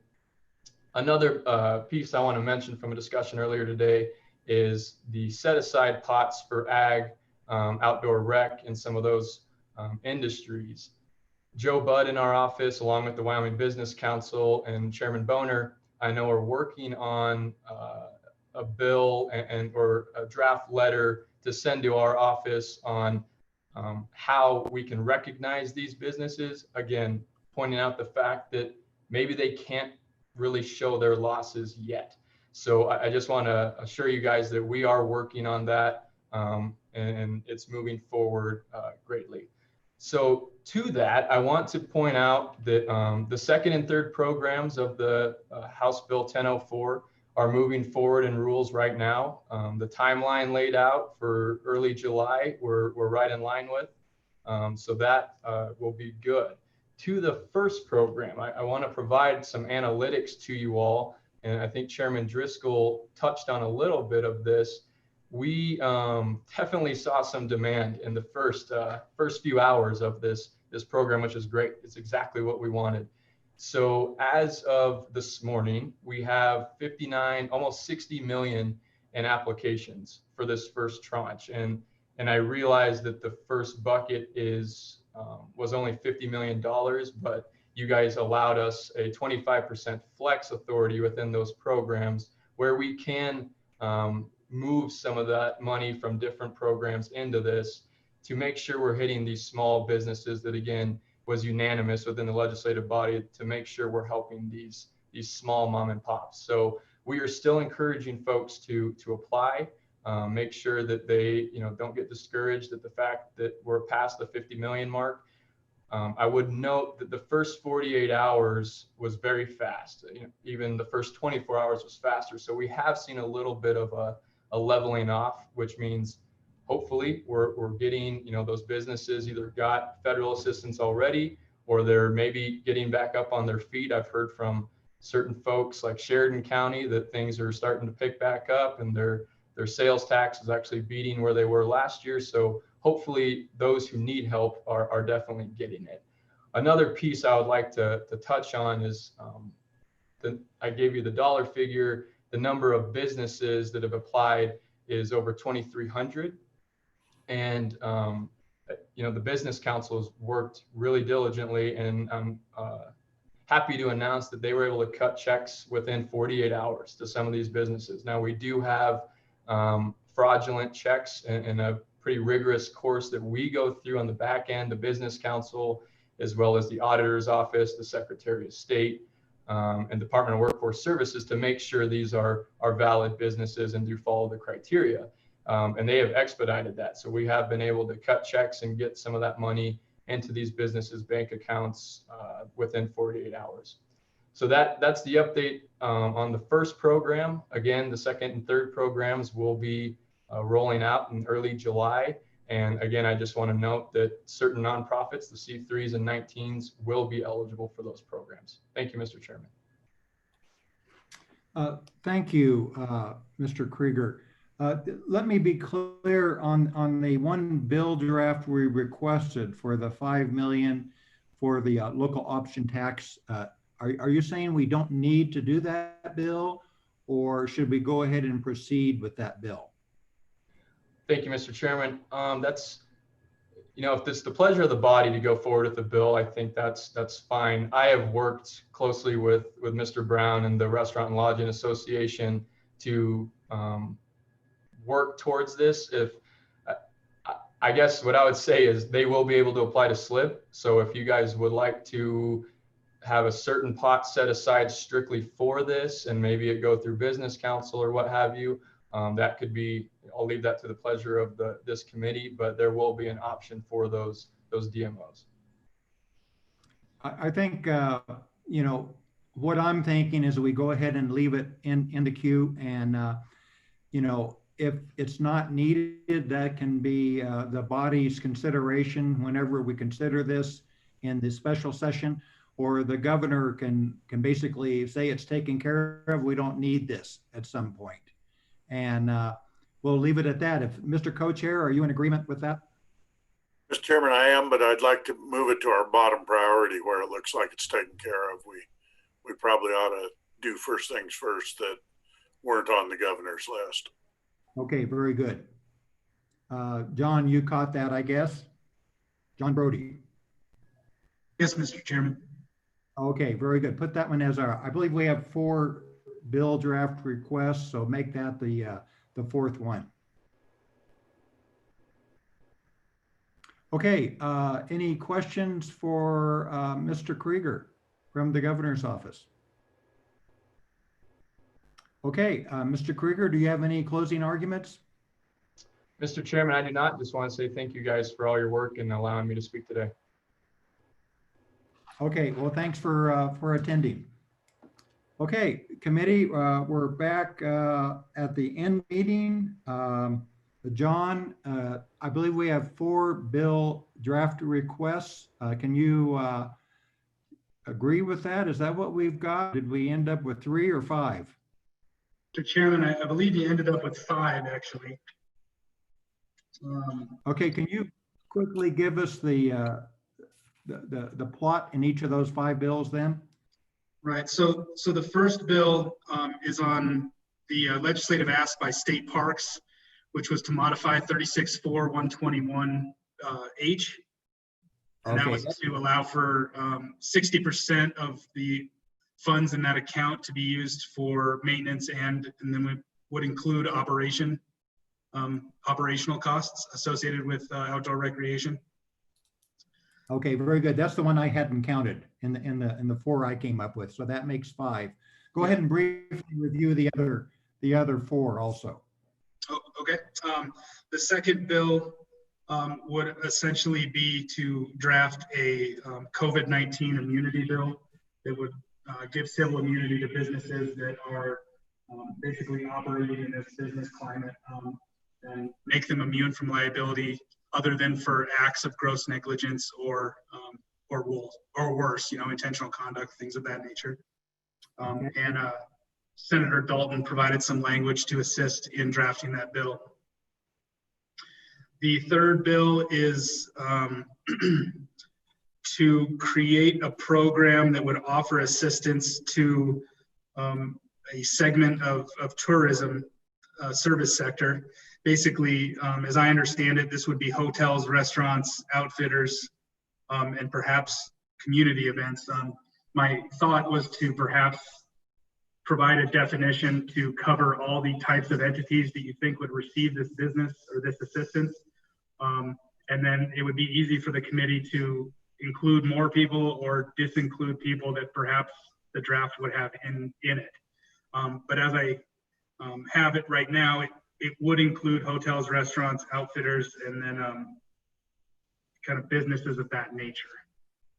And in doing that, we would set aside, I think what it sounded like what the committee's preference was, is that I would have an appropriation to reserve funds because this wouldn't be a loss that is actually realized by these seasonal businesses.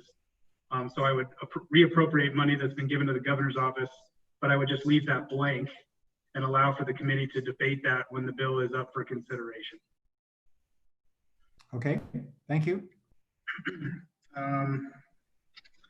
The next bill would be Senator Driscoll's bill to create a program to provide assistance to large events, regional events,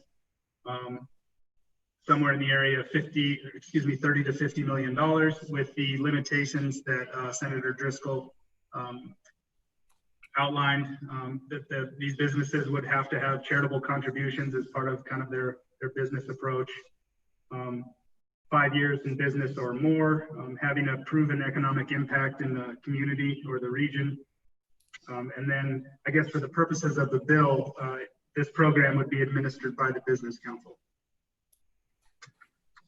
The last bill, I think, would be the DMO's bill that Mr. Brown raised. That would be the last priority. And that would be appropriating $5 million to the county quasi-governmental DMOs to provide them assistance with the expenses incurred in having to sort of reevaluate and restructure their, I guess, approach to getting folks to stay in their communities and take advantage of the amenities and offerings. As part of that bill, we would also amend the statute that deals with the use of the lodging tax and what is appropriate. As was discussed, as Teton County is the outlier when it comes to the authorization that the legislature has granted. And I believe that's it, Mr. Chairman, unless I missed something. Okay, committee, does that cover everything? Seeing some nods and no hands. Okay, so I guess committee, does anyone else have any general discussion or comments we need to do? Or should we just move into when our next meeting is and where it's going to be? Okay, what are we set up for? June 22nd and 23rd? Mr. Chairman, if I could just ask one quick question before we move on. Okay, go ahead. Sorry, the committee did have a kind of continuing discussion on whether letters from the committee should accompany some of the legislative priorities that have been identified. My takeaway from the end of the meeting is that the committee decided to not do letters and to simply go with draft legislation. Is that correct? That's my take. Does anyone want to disagree with that and suggest a letter? Seeing none, you're correct, John.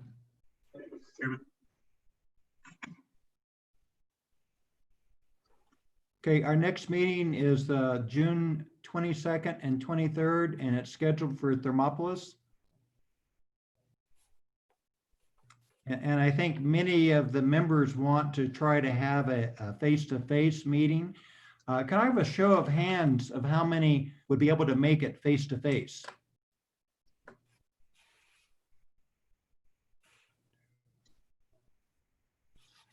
Seven. 1, 2, 3, 4, 5, 6, 7, 8. So that's nearly a majority there. I think it is a majority. So John, can we do that? Or do we have to go grovel to management council? Mr. Chairman, I guess from a legal standpoint, Management Council does have a policy in place right now where all legislative meetings are being done through the Zoom platform and not in person.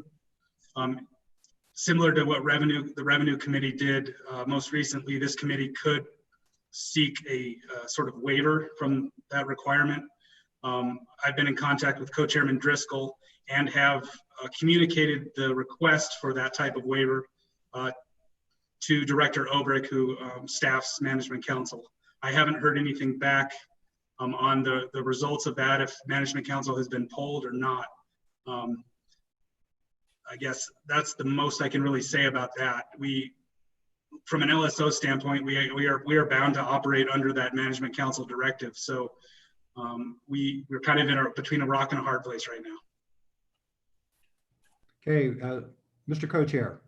Mr. Chairman, I think we'll go back to Management Council. We've asked them, and I think it's time, and I think they know it's time. I think we can get an email vote next week on it.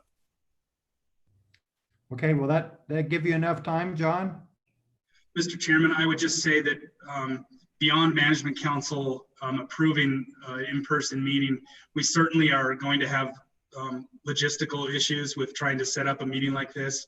While the government is not subject to the public health rules that are issued by the state health officer or some of the requirements handed down by the governor, local businesses will be. So there's going to be issues of social distancing that I think we'll need to contemplate when it comes to organizing a meeting. Social distancing between the members of the committee during the meeting, and then proper social distancing when it comes to folks that want to attend that meeting. We also have heard a little bit of information on vendors and their hesitancy to schedule meeting rooms during these times. So we're certainly, Jill and I have been talking about this, and we're certainly not, we don't know if we'll be able to get the hotel room and a meeting place to sufficiently meet the needs of this committee in 5 days, or excuse me, 10 days, including the weekend. Go ahead, Representative Flitner. Mr. Chairman, thank you. And while I recognize this committee's eagerness to step out and be the first to meet in face to face, I think just we've put a lot on the backs of our LSO staff to try to get these bill drafts prepared, and now to also ask them to try to come up with a venue for this meeting site, and also in an effort to try to save some money.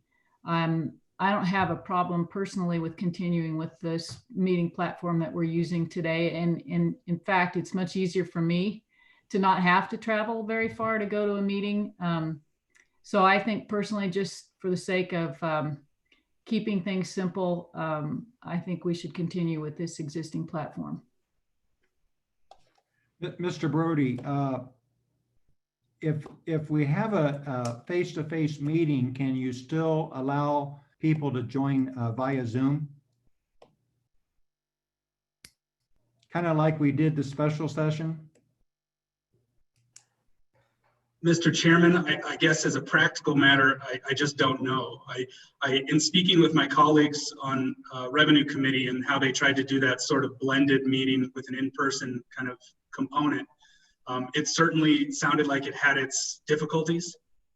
So if we were to try to do some sort of hybrid approach, I could see it causing issues and maybe just disrupting what could otherwise be, I mean, like the meeting today ran fairly smoothly. I don't know if the same experience would be had if we tried to kind of blend the two ideas, especially in 10 days. That's a lot to try to figure out.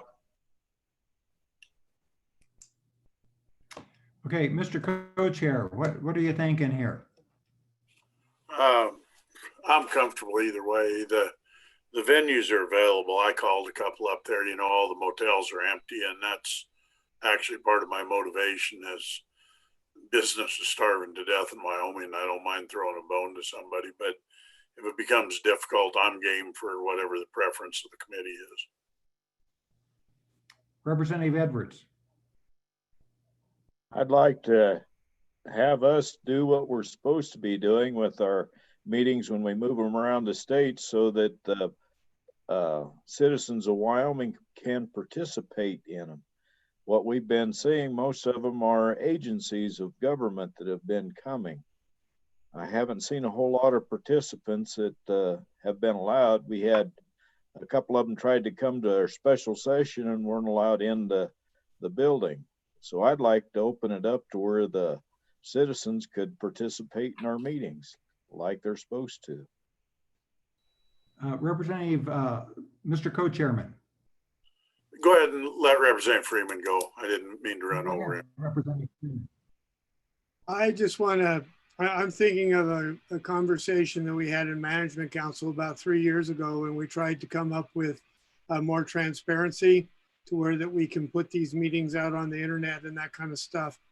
And at that time, and I don't think much has changed since that time, is that you have to have the infrastructures to where that you can make those meetings to where that you can hook it up to the internet and people can watch.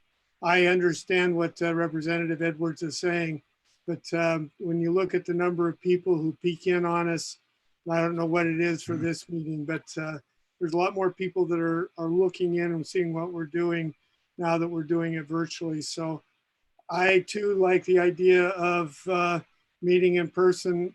It's not the best thing for my health, but I think in 5 days to put this all together, I think we should stay with the Zoom platform.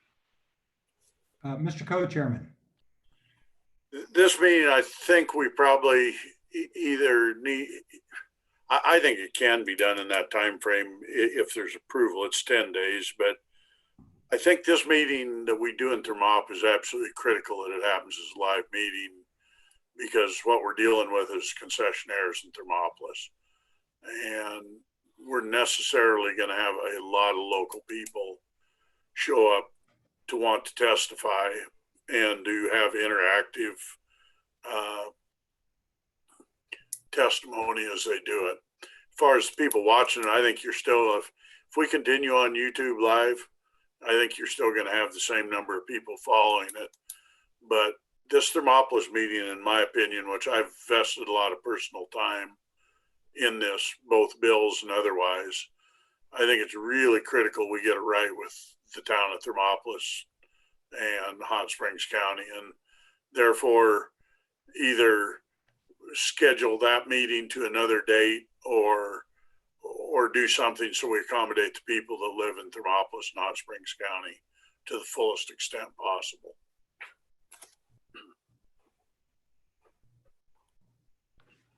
They were, yes, one quick thought. Their motels up there are empty and they've got meeting rooms. You know, when I called them last week, they're virtually, you know, they're running 10%. They're in danger of going broke up there, part of them. That's how dire things are in that country. And to me, these things help them. And it shows a signal from the legislature that we're going to use our meetings to help them generate some go. I think it's a win-win-win. And venue wise, we can do it. I'm not sure LSO staff wise, and I'll go to them. And I do believe, looking at what happened in Riverton with the split meeting, it really didn't happen much different than if we'd had a committee meeting. I think we follow, if you did the waiting room the way we do now, we still fall under the governor's rules. We can meet in groups of 25, and really staff and us and the people presenting, you're going to be under 25 at any given time. Just to comment, the fact that we're not having a special session in the next 3 or 5 weeks, I'm wondering if we shouldn't move this meeting out a week or two and still have it, again, have it a face-to-face. If that gives staff a little more of a cushion and also gives Management Council an opportunity to consider this thoroughly to help open Wyoming back up. I agree with the co-chairman's comments that we need to help our businesses in Wyoming, and this is one way we can do that. Senator Manise. Thank you, Mr. Chairman. I totally agree with you. I think if we moved it back a week or two, that would give our staff a little more time and make it a little easier for everybody. The question lies on what kind of conflicts we have with the members and other committees, but I'm sure we can work that out. So I agree with you. Well, this committee is a more important committee if you happen to have another committee. Isn't that right? John, does that help if you could maybe ask the director again about having a face-to-face, and we've had a discussion of moving it a week or two out, and whether that would help that decision process and also help your work level. Yeah, Mr. Chairman, I will, if it's the committee's intent to move the meeting and request in person, I will certainly update Director Obrick so that Management Council knows the true intent of the committee. From a, I guess, LSO logistical standpoint, having more than, basically 5 days to draft these bills would certainly give you all a better work product. And combined with my other committee work, it would just allow for time to be spent where time should be spent. I have a committee meeting next week, for example, that I'm still preparing for. So I guess that's a long way of saying more time is good. Okay, Mr. Co-Chair. Mr. Chairman, thank you. Pulling up the month of July, there's very few meetings scheduled now. Wyoming's tomorrow is July 9th. Transportation's the 10th. Appropriations, which none of us is on, is the 13th and 15th. And blockchain technology is 27th and 28th. So we've got a pretty open July other than people's personal business. Is anyone on this committee on transportation?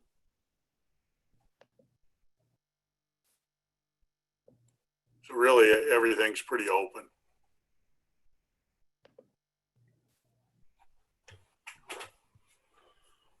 Well, Mr. Co-Chair,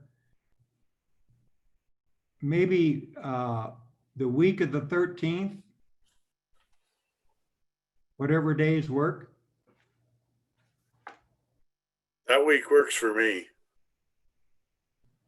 How about the rest of the members? Everyone, I think everyone's good. Representative Haley, are you going to be gone? No, but my wife is, and we've got a conflict. She's actually getting back the 15th. So if we met the last 2 days of that week, I could make it work. Other than that, she'll be gone the 6th through the 13th. I just looked at her calendar. You're so powerful, we'll probably do that. Yeah. So we're looking at Thursday, Friday that week, Mr. Co-Chair? I believe so, from what to accommodate Representative Haley, and I'm happy with that. Okay. Thank you.